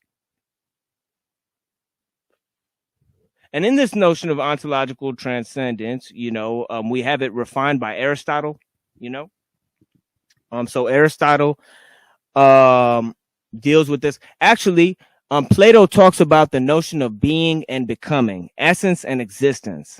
Okay, so he says being is like essence, and being does not exist in this world. This world is just a devolution of the forms, and it's created through the demiurge. He also says that things could be of the same essence, or ousia, and this is the same term used by Plotinus to describe his 3 hypostases. He says that the 3 hypostases are of the same essence, and of those 3 hypostases, he includes the good, the world, soul, and mind, or nous. So these are 3 separate elements that are needed in order for existence. Once you have the notion of ontological transcendence, you need to add all of these things. You need to add 2, and you need to add the relation between 2, which is 3. So you need a Trinitarian view of the world then. And this means that reality itself has to be depreciated. It has to be secondary. It has to be fallen. But God says in the Bible, not only that we have to obey him, there's no such thing as free will, guys. Okay, and we can argue about this. We can argue about this. There's no such thing as free will. Free will is a contradiction in terms, and I'm ready to defend this in the question and answers or in another debate or whatever the hell you guys want to do. I'm saying, right? But free will is a complete nonsensical idea. To be free means that you've made a determination that something is without determination. I'm sorry. To will something means that it's been decided. Okay. There's other problems with the notion of free will. Christianity is a freedom. Hold. You're out of time, Machine Lies. Sorry. I do have to move over to the other side to get that closing statement. Thank you so much for your closing statement. Go ahead, Resident Sleeper. I will keep it very brief. Not as maybe not as long as my opponent, but I want to make it a point that I didn't get to speak onto my history on the Gnostic views of Islam, which is fine. I will be sending him my documents after this. I did not get to go into the hadiths that are completely contradictory. We didn't get to go into the idea of free will. However, I did very much want to go into that. Perhaps another time, or, off the debate. And we did not get to go into the concept of how if we are predetermined, that means God would be the author of evil, creating people for just the reason to be damned. I'd like to say also that at the very beginning of your closing, you did mention a inherently Gnostic belief, which is the idea of the world and God being one thing, which is kind of goofy, considering this is also Islamic and has its Gnostic roots. However, I also wanted to get into the fact that in the Quran, or in the specific laws in Islam, that it is permissible to not only cover the sins of your fellow Muslims, but if you do, that this is a good thing, meaning it does encourage for people to be sneaky and secretive in this sense. However, I hold no ill will towards my friend, the Machine Lies. In fact, I think he's actually very fun to talk to. And I'd like to end this by saying that I am not a perfect authority on the Orthodox Church. And I am open to being corrected if I am incorrect about Orthodox theology. And that is my closer. Man, I appreciate it. This actually was a great debate from both of you. I appreciate the closing statement from both of you gentlemen very much. Before we move into the callers, we do things a little bit differently here at the Crucible. When the debate or the closing statements are done, we consider the debate to be over, and the moderator can then participate with his own questions. I take notes the entire time, as you know. Then we get to the callers and the super chats. So before I do that, I need to make one statement. I usually don't do this, but I think it'll be actually good for the Machine Lies to hear it. Machine Lies, you unequivocally, in every way conceivably possible, lost this debate. But the reason for that is because too much woman prattle. It's too much woman. You got to do something about the big woman prattle, dude. And so for this, only for the mistake, the horrific mistake of the overt amount of woman prattle, I am directing the chat to give you a good canning.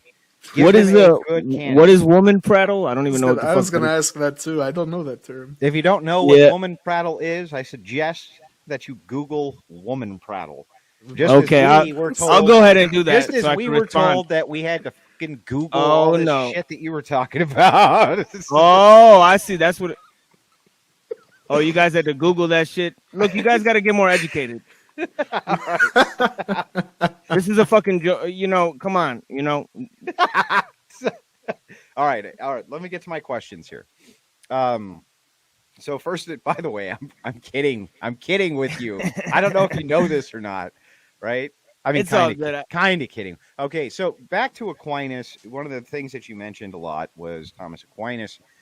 I don't know. Are you aware of the Thomas Aquinas Institute? Have you ever heard of that? No, not specifically. Okay, so it's actually a YouTube channel called the Aquinas Institute. It's interesting. I watch a lot of it because I'm interested in Christian apologetics, though I myself don't engage in it often. I just enjoy listening to the various things. And one of the things that you guys touched on was the belief of truth coming from things other than Christianity or from your religious fathers or things like this. One of the things that Aquinas said, as you're using it as a reference, was that truths can be found outside of a church. They can be found all over the world because God reveals himself to people and reveals truths in the very nature of how things exist. And so it's of no shock to anybody from his perspective that you can learn many truths from cultures and religions other than your own, other than Christianity, just through that very mechanism. And I wondered what you guys thought about that. Well, I could tell everybody what I think. I think that he borrowed this because he was specifically having arguments with people called Averroists. And these Averroists at the time, because St. Thomas Aquinas had written lots of books against Averroism. And this was something that had attacked the Christian world and attacked the Islamic world pretty heavily, coming from Spain. I think the philosopher Maimonides and the philosopher Ibn Rushd from the Islamic world, who was rejected in the Islamic world, and he was also rejected in the Christian world. But one thing that he said is that there's a difference between the esoteric and the exoteric, that he followed Plato in saying that there should be philosophical adepts who run society, who should interpret truth for the masses. And so to challenge this, he said that actually truth can be put in two different spheres. It could be truths concerning faith and revelation, and truths of reason that are outside of it concerning things like politics and other things. And I think that this was a characteristic misstep in philosophy because it leads to a notion of double truth.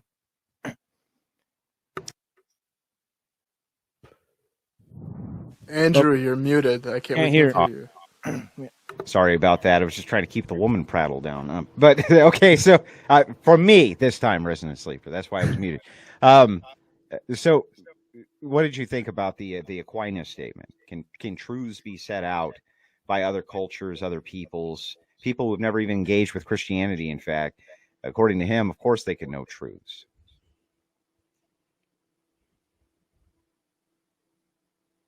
That's you, Resident Sleeper. I'm asking you. Oh, I'm sorry. I got distracted. One more time. Forgive me. Oh, that Aquinas said that you can know many truths, learn many truths, regardless of your Christian faith. That truth can be revealed from external sources as well. I think that's goofy. I think Jesus Christ is the way, the truth, and the light. If we say that there are multiple truths, that is in itself a contradiction. It leads to perennialism, meaning it doesn't matter. All roads lead to the same place. I just think it's goofy. You don't think that there's that God can reveal truths to people even if they're not Christians? Oh, sure. I mean, he can say something true to somebody. It doesn't mean that we should take them at their word. We have the concept of prelest too. So sure. if somebody says something goofy and they're saying it comes from God, we can just go, how do you know? So just a quick fact check too, as you guys were going, we touched on divine simplicity.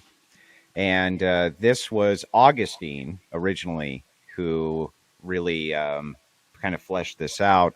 And then it ended with Aquinas kind of putting the finishing touches on it as far as divine simplicity went. So that's why I brought up Aquinas as well. It is true, though, the Machine Lies was correct, that it was inspired by the views of pagan philosophers, at least historically. So I thought that was interesting that kind of both of you were right, at least as far as a historic mode goes. It would have been interesting to kind of dive into that a little bit more.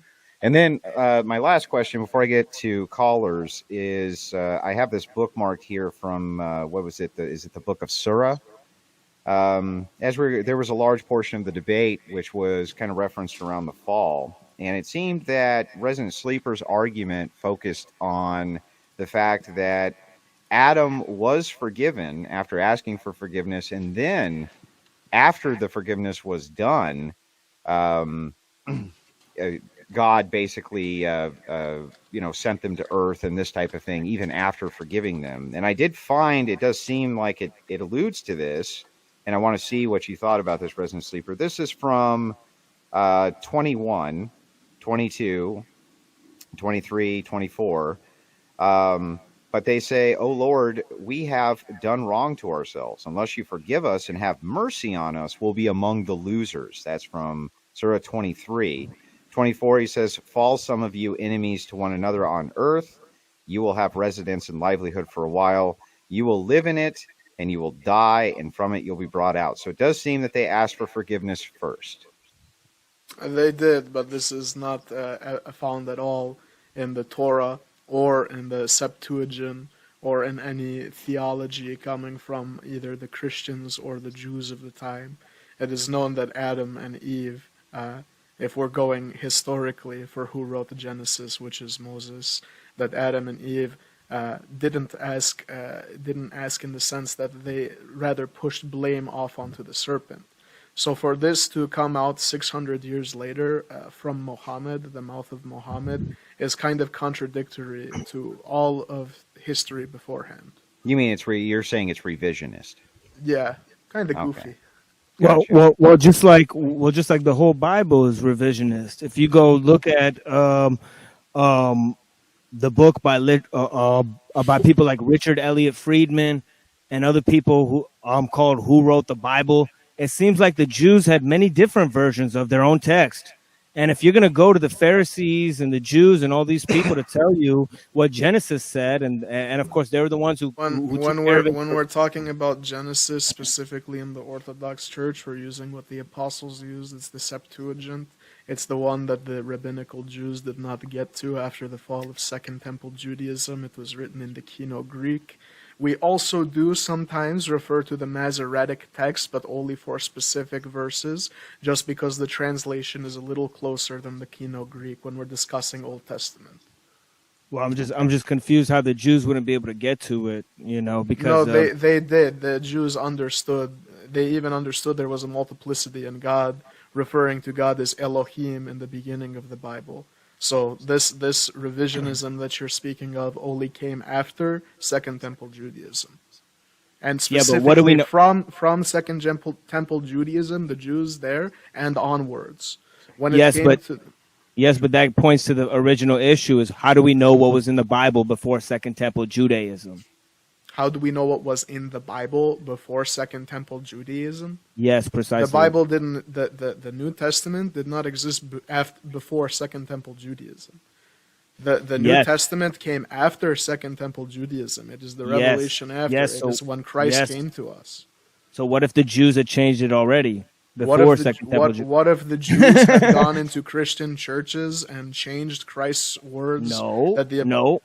No, because the Torah wasn't written after the Second Temple. The Torah was written. The Torah was way before that. Yes, I understand that. Okay, see, that's what I'm talking about. Okay, hang on, guys. We gotta move into the call-ins. Appreciate the spirited back and forth and answering my questions. By the way, Machine Lies, if you have time next week, I will have you back on and have that free will debate with you. Oh yeah, for sure. I would enjoy doing that very much. I get of course. I get overtly frustrated with Calvinists, but apparently I'm going to get overly frustrated with Muslims on this topic as well. Fresh Pelmani, are you there? Can you hear me? I absolutely am here, gentlemen. How are we? Good. Go ahead with whatever questions you have. There's not a lot of callers in the background, so if you want to take... All right. Well, in that case, I'll bloviate and take my time. Firstly, I want to say that this is a really enjoyable debate. It's probably the best one of the past couple of weeks, just in terms of the level of engagement back and forth between debaters. So I've really enjoyed it. But secondly, I have to say, Machine Lies, you should really change your name to The Machine Fries His Brain with Weed, because the number of word concept fallacies that I heard, my friend, you're enjoyable to listen to. But anyway, you got any of them listed there? One of my fallacies. I'll go ahead and respond to them for you, buddy. Yeah, sure. Well, basically, the main fallacy or the main family of fallacies that you're committing. I'll take a specific application of that, and that is with regards to how you view New Testament texts. You basically have assumed that any mention of any usage of a word which functions or has a function in Greek philosophy is stealing that concept from Greek philosophy. But I can demonstrably show to you that that's not the case. The reason why they're using those Greek terms and those Greek the Greek language is because there is some sort of conceptual similarity, and it's a good analog in the Greek language. but they're actually using Hebraic concepts the whole time. So if you take, for instance, the prologue of John, so John chapter 1, you were asserting that he was borrowing from the term logos from Heraclitus and the sort of the conceptual baggage that comes from Heraclitus. Was it Heraclitus or was it Plato? I believe it was Heraclitus, you said. But what John has in mind in that prologue is specifically Genesis 1 and Proverbs 8, stealing from the concepts of the Genesis creation account. Well, not stealing, but using like the conceptual framework that he's using there is Genesis 1 and the creation account in Genesis 1, and then also the creation account that's found in Proverbs 8, where talking about God's wisdom creating the world. And more appropriately, when John is using the term logos, he's more appropriately referring to, whilst using an analog in Greek language with the term logos, he's referring to the wisdom of God in that circumstance. Okay. Yep, Is that what you say? That's what I would say. But then also, I would say you've done the same set of things when you've approached Paul as well. Because when you approach Paul and you say you were explaining before that Paul, or you were positing before that Paul was effectively borrowing. I believe in this circumstance, you said Paul was borrowing, or maybe not borrowing, but at least saying the same thing as Plato, that there was sort of this dualistic view between the divine and what was created versus between the creator and the created, and that the creation is sort of a falling from goodness.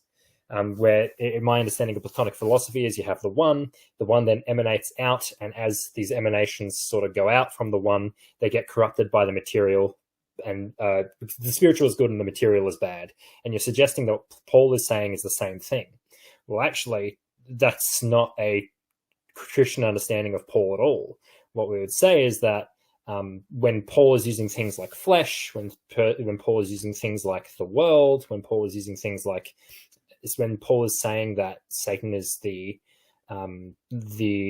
king of the spirit of the air, or the king of the king of this earth and that sort of stuff, or the prince of this earth. They're referring to the fallen state of the world. So Paul is still thoroughly Hebraic in his thought and still thoroughly entrenched in the Old Testament. And in don't do too much woman prattle, Pelmini. We got to get to the meat of it, man.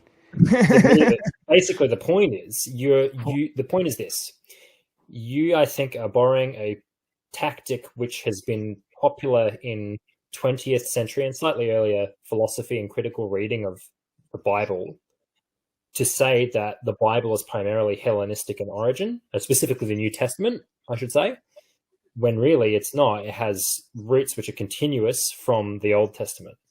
And it is then therefore nonsensical to say that Paul is borrowing from Plato, so on and so forth.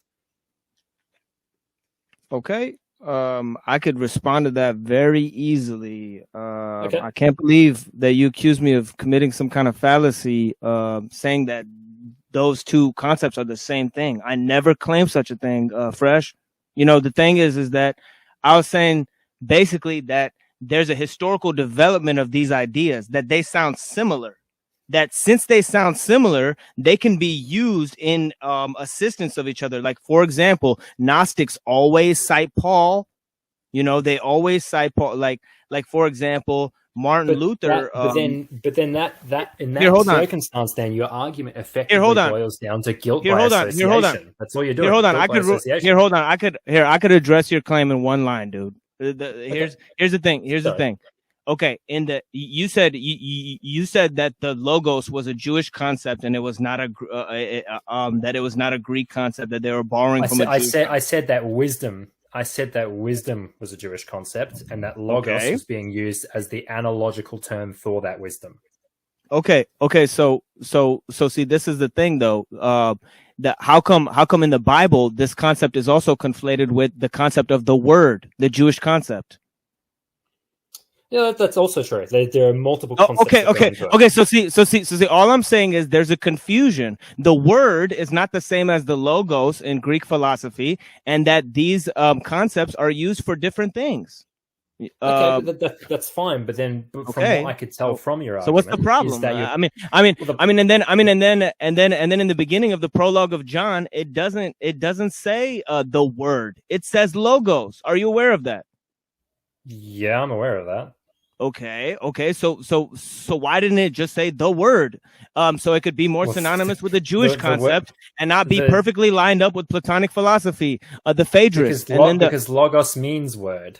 Logos has multiple usages, multiple possible usages. It has a varied semantic range, and word I is one of them. I understand the difference. I understand the differences in the word logos. You can find them in my videos on the Machine Lies channel, where I debate with Christian Prince. I talk about the three different instances of the word logos. It was used by the sophists to mean something different. It was used by Heraclitus to mean something different. It was used by Plato to mean something different. And it's used by Christians to mean something different. But I'm just saying that there's a historical progression to these ideas, and that one is in support of Gnosticism and pagan philosophy more than the others. And it would seem which one is more in support of Gnosticism? Well, Plato and the Gnostics both believe that the universe was created through something like the logos. Okay.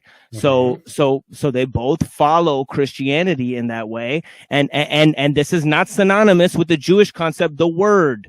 Why did they not use the concept, the word, then? Because they did use the concept of the word. They just put it in Greek language. That's my point. They put it in Greek language because they were talking to Greeks and not Jews. Exactly. Well, but exactly. But I thought you said that they were Jews because they were Jews. But you have to realize that they're speaking to Hellenistic Jews, because Hellenism had spread through basically all the Mediterranean at that point and included Israel. Are you a Christian? Yes. Okay, so you follow. So you think the Jews were right? I mean, do you follow Judaism or Christianity? Christianity. Or do you follow Greek philosophy, or do you follow some mix of Jewish and Greek and Christian and see, this is the problem. You know what I mean? Well, it's pretty simple. Well, maybe I shouldn't say it's pretty simple, but the idea is that Christianity is the true continuation of Second Temple Judaism. Dominic, we're gonna have to move on from the call, so make sure you wrap it up here. Yeah, look, I'll just leave it at that. Well, thanks for the discussion, guys. Thanks for the back and forth. It's been fun. Yeah, I appreciate it very much. Before you went, though, I did want to ask you a question. I thought that was pretty important. Are you willing here on the Crucible to finally admit that Australia is not real and it's completely made up and it's just a scam by big cartography to make us believe in stupid I things may have to kangaroos? ask my handlers before I mean, sorry, no, I would don't never do it. He got me to do the same thing about Albania. Don't listen to him. and look at how you dress now after how fake it is. I mean, really, Fresh Palmini, can you really say with a straight Palmini face, that a koala bear is real? I mean, really? You really expect us to believe that these camcorders you have all over your street with little eyeballs, little cutesy little bears are real? Really? You want us to believe koala bears aren't real. Koala bears aren't real, but drop bears are, my friend. They're the ones that you have to worry about. All right. Have a good day, man. Again, disingenuous Australian scumbags trying to convince us of their lies. We have to dive into super chats. Ladies and gentlemen, Mad Max was filmed in the Mojave Desert. $10 comes in from Vagisil. Been watching lots of your streams and thoroughly enjoying it. So here's more homo Canadian money. That's pretty good. You have to burn those. Yeah, that's right. They're no good. They're no good to me. No good. All I could do is buy 3 bags of Skittles with them. $5 comes in from Mean Joe Hicks. We've all been sleeping on Resident Sleeper. He should do more debates. So the thing is he's gotten some bad matchups, but I knew that there was potential there. Anytime you take a kind of an overtly plump Albanian guy and slap sunglasses on him, you know you're going to get something good. Another $5 comes in from Vagisil. Says, hey guys, this is for both of you. Are you vegan? And if not, please explain briefly why not. Thanks. Does Resident Sleeper look vegan to you? I'm straight, man. I'm straight. That's all I gotta say. Are you vegan, Machine Lies? Well, I think that because of the industrial food system, I try to lessen my use of animal products, but that's only because I believe that it's a practical kind of thing against the system of technology. I basically eat lentils a lot. I use very simple foods. I don't think one should really eat much food. I think metabolism and oxidation are the number one killers. So anybody who thinks they could fix themselves through diet or exercise is basically just killing themselves faster. And so I mean, I don't believe in diet, exercise. I don't believe in eating special things. I don't believe in any of that shit. So I do have to ask you then, is really there anything much better than a big double cheeseburger from In-N-Out animal style that's just consumed along with cheese fries? You know what I mean? I mean, what's better than that, lentil guy? What's better? My thing is the chicken biscuit with cheese and 40 ounce. Right. Yes. There we go. A couple of chicken biscuits with a couple of 40 ounces. What, like 12 a.m., dude? You drive over that'll there? be great for me. That's probably the top meal on the planet. So it's But I don't drink anymore. But that would be the top meal. Where's the chicken biscuits, right? Love well, it. I eat meat very little. I eat meat like once in a while, but I just do so because it's easier on the metabolism and because I don't have to pay for big fucking meat dinners and shit, so it is what it is. I think meat eating is actually fairly inexpensive. Surprisingly enough, I found it to be more inexpensive than the junk food that people usually consume. Like, for instance, tonight, my wife is making 2 massive pork chops with a huge serving of mashed potatoes for me. And I'm going to have a Marlboro Red in my right hand, my fork in my left hand, and see if I can do both together because fuck it, right? $5. Irish dinner. Yes, the Irish dinner. $5 from Mean Joe Hicks. Hits bong. Let me see if I can get this correct. Man, Allah seems like a pretty cool guy, man. He's like, it's totally simple and not a trinity, but also like he has all these attributes. I'm hoping I got the inflection correct for you, Mean Joe Hicks, because they don't just pay the super chat for the question. It's in the reading, I feel. $10 from I Put My Balls on Your Drum Set says, Machine, if free will is bullshit, were you predetermined to be a total retard? By the way, keep the debates coming, Andrew, and change, you filthy Irishman. God bless you and your family. So to ask that question, were you predetermined to be a total retard? This is his question. Well, I'll tell this motherfucker one thing. Why don't you eat shit, fucking die, and fucking call into the show and talk to me face to face, you fucking lizard shape-shifting little bitch. You fucking little cunt boy. Come on, little bitch. Call into the fucking show, boy. This is Fucking why I love punk ass this dude. bitch. I love this dude. Man, I fucking hate these people. So now that I feel like that was not a woman prattle answer, but definitely there was some masculinity on that one.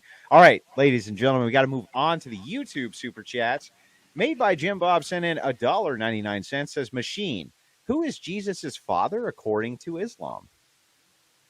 Yeah, that's an interesting question. I think the answer would be that Allah created Jesus just like he created Adam through his word. So that's pretty obvious because in the Gospel of Luke, it says Adam is the son of God. So there's actually no exchange between son of God being used in one sense and being used in another sense. There's actually no distinction between the two. There is a distinction. This is not one word, one meaning. When we're saying, would that mean that Jesus is the son of God according to Islam? Yeah, it would mean all humans are the children of God.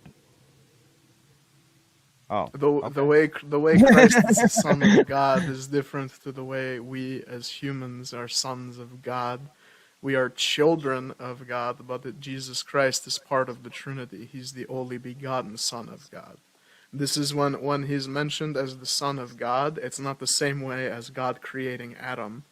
Jesus Christ is mentioned as the new Adam, and when he came into the created world. As in flesh, but he's not the same thing as saying, oh, you are also the Son of God. when we're talking about Christ, he is literally the Son of God, part of the Trinity.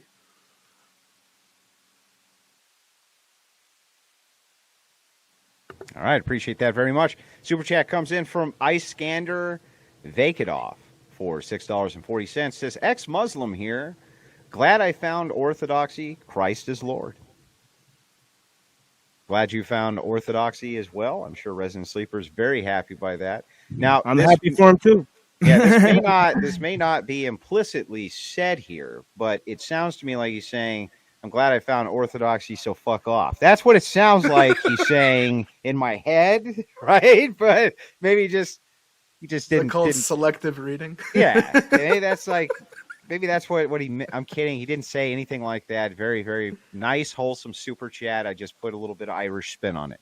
Ortho Eric sent in a $5 super chat. It says, machine lies. Can something be pagan, or can something pagan be true without the fullness of the pagan belief being true? Can something pagan be true without the fullness of the pagan belief being true? I mean, pagan beliefs are opposed to monotheism. They're opposed to much of the foundational aspects of the three main religions of Islam, Judaism, and Christianity that are most popular in the world today. Can something within pagan philosophy be true? Of course, pagan philosophy is not used within a theological context. I don't think it can be used within a theological context simply because pagan philosophy does not make sense within such a concept. The God of the pagan philosophers is a deistic. So this is total fact. It's where it's very far removed. Which pagan god is deist?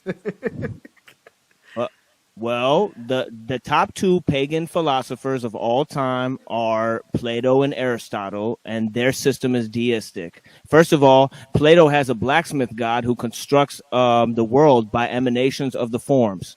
As he's hammering away on his transcendental form, there's sparks of existence flying off the side, and this is what the fuck is going on in the Platonic system.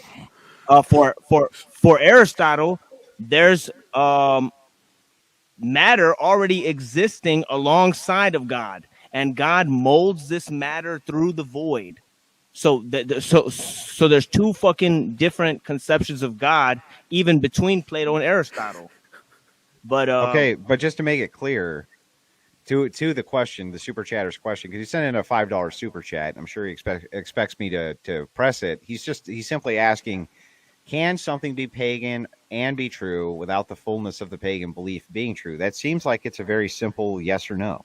I very simply already fucking said yes, and maybe you guys can't hear correctly, because here's the thing: is that I just said that actually the pagan philosophers got many things right. You know, within the context of philosophy, there's many things right. But I said the God of the philosophers or the God of philosophy is not the same as the God of theism. Anyways, I'm sure there you guys go. Appreciate it. Calm down. Have some fun with it, Machine Lies. These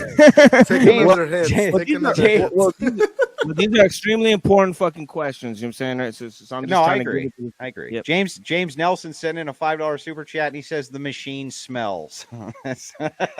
Reverend Coffin's other son sent in a $10 super chat. He says, no question at all. I just wanted to send a small blessing to the channel. Reverend Coffin's other son. We appreciate that very much. We need all the blessings we can get. You see what I have to deal with. You see what I got to deal with every day. Made by Jim Bob sends in a $2 super chat and says, do you lift your arm, or did Allah dictate you lift your arm? Damn, all these people paying just to hate me. That's fucking amazing. I don't think they hate they're giving you fucking money. See, you need to put me on more often so that people can hate me and give you fucking money. See, this is crazy. I mean, the answer is yes, but also, to answer the question, do you lift your arm, or did Allah dictate your arm be lifted? Every second that happens in existence is 100% totally under the control of Allah. By the way, they said, no, we don't hate you. There's a bunch of people in the chat saying we don't hate you. Okay. I mean, I don't know. I I kind of hate you. No, I'm kidding. All right. So Raymond Cannon sent in a $2 super chat and says, Jesus Christ is God of God, light of light. Thank you so much, Raymond. Appreciate it very much. Jay Ford sent in a $2 super chat. He says, absolutely nothing. By the way, our favorite kind of super chat made by Jim Bob. Did want to clarify that he indeed hates you. Just so you know, right here in big bold, he wanted to make the clarification. Yeah, I know Jim Bob. I know Jim Bob hates me already. I already fucking had my little debate with him in the chat one day. Okay. Ortho Eric sends in a $5 super chat. Machine equals dodge, dodge, dodge. Genetic fallacy, false unequivocation. Fallacy, word, concept, fallacy. Oh my God. Wow. I guess this fucker's a master of logic or some shit. Man, let me tell you something, man. There's no fucking such thing as the fucking genetic fallacy or the naturalistic motherfucking fallacy and shit. The genetic fallacy just means you don't give a fuck about history. If you don't care about fucking history, then I think that you're too philosophical. Your philosophy is too idealistic. You need to be tempered by some historical proofs. The place where fucking ideas come from, that does motherfucking matter, dude. Like, it's not just the fucking ideas themselves. That shit is horseshit. You put a little oil in that machine. It seems to be breaking down. Retard sends in $2.07. Good win, sleeper victory accordion solo, which is all an Albanian deserves, by the way. Ortho Eric sends in a $2 super chat and says, Matthew is a passive-aggressive woman, which has nothing to do with anything. He just wanted me to read that out loud. I did want to reaffirm for this super chat that Matthew is indeed a passive-aggressive woman. I did not want to let such a super chat go to waste. William Bones sends in a $10 super chat, says absolutely nothing. Appreciate that very much. Wicked Wally sends in a $5 super chat, says, I was late to this one, and it's so fucking cold out. It's so cold, it hasn't felt this cold since my son's mom tried saying she still loved me. Oh, no.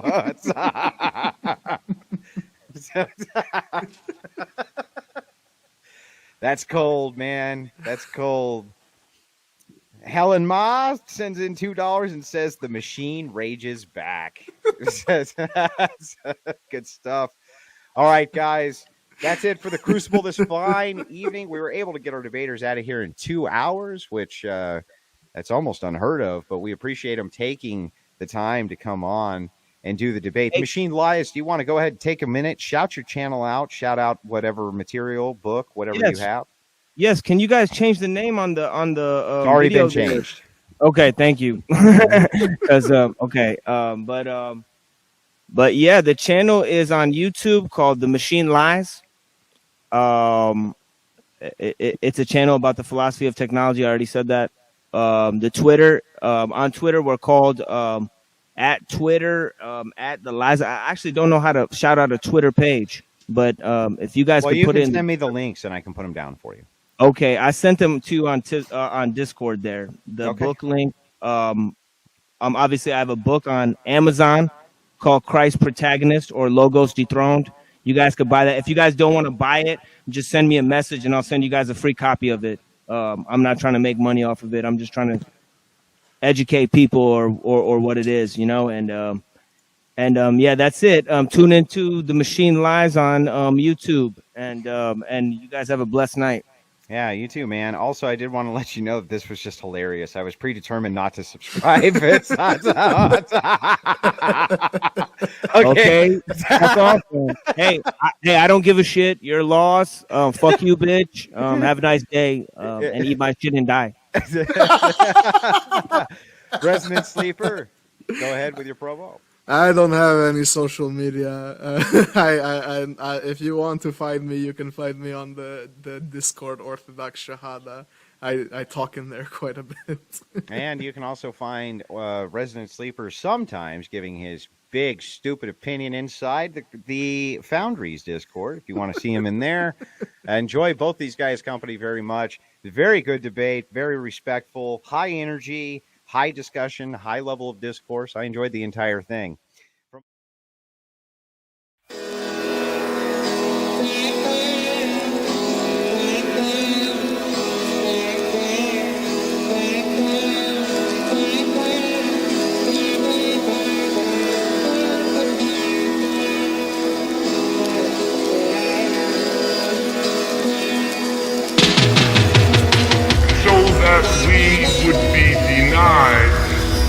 the knowledge of who we are. This was taken out of the history book several centuries ago. And of course it has not been put back as yet. Truth crushed to earth will rise again. You can't hide truth forever. With uncertainty, I ink my final thoughts on unlit blocks. Niggas caught on heron odds, still at odds with false gods of archaic age. Angelic face stretched with pain ignites my flame. Your mundane daily life amazes me, such complacency. Tattered city, once brimming with life, now sits abandoned. Some feel these thoughts too random. I hand them their empty heads as main course to Da Vinci's Last Supper. As they sit and wonder, abundant sun pours over old steel and bricks, feeling my aching eyes till they split. I felt my earth shift, contorted twists. Lift heavy proud of you, what happened to my tiny corner of dirt? Worth the soul too old to care, as despair builds thick amongst my people. From burnt steeples, hear distant toll bells. Ancient tongue swells as one lumbers with prenatal language. Manage a coarse throaty mumble to convey how this earth crumbles. I tumble close to where I've been a million times before. Free to ignore pain which pounds at human temples. Resemble less of a man and more of the dirt I tread on. Truth I fed on. So that we would be denied the knowledge of who we are. This was taken out of the history book several centuries ago. And of course it has not been put back as yet. Truth crushed to earth will rise again. You can't hide truth forever. To my trampled brethren, heaven won't accept you. Either you or it don't exist. Consider that a gift as we walk through that mist-filled valley. Vulnerable souls tell tales of ill proportions. Scorching rise, soothing moon, soon to dim. My travels at an end, life ends in the dark. Jagged cross sticks, manhandled the scripture and art. Picture your Christ as blind and blue-eyed. His mind resides within confines of empty glass bottle. Rob the view, I wobble past society and rest my head on curb of reality. If only for a nap, to gasp for that which we lack. Remain trapped within these three dimensions. Mention I once stepped past, now viewed as insane.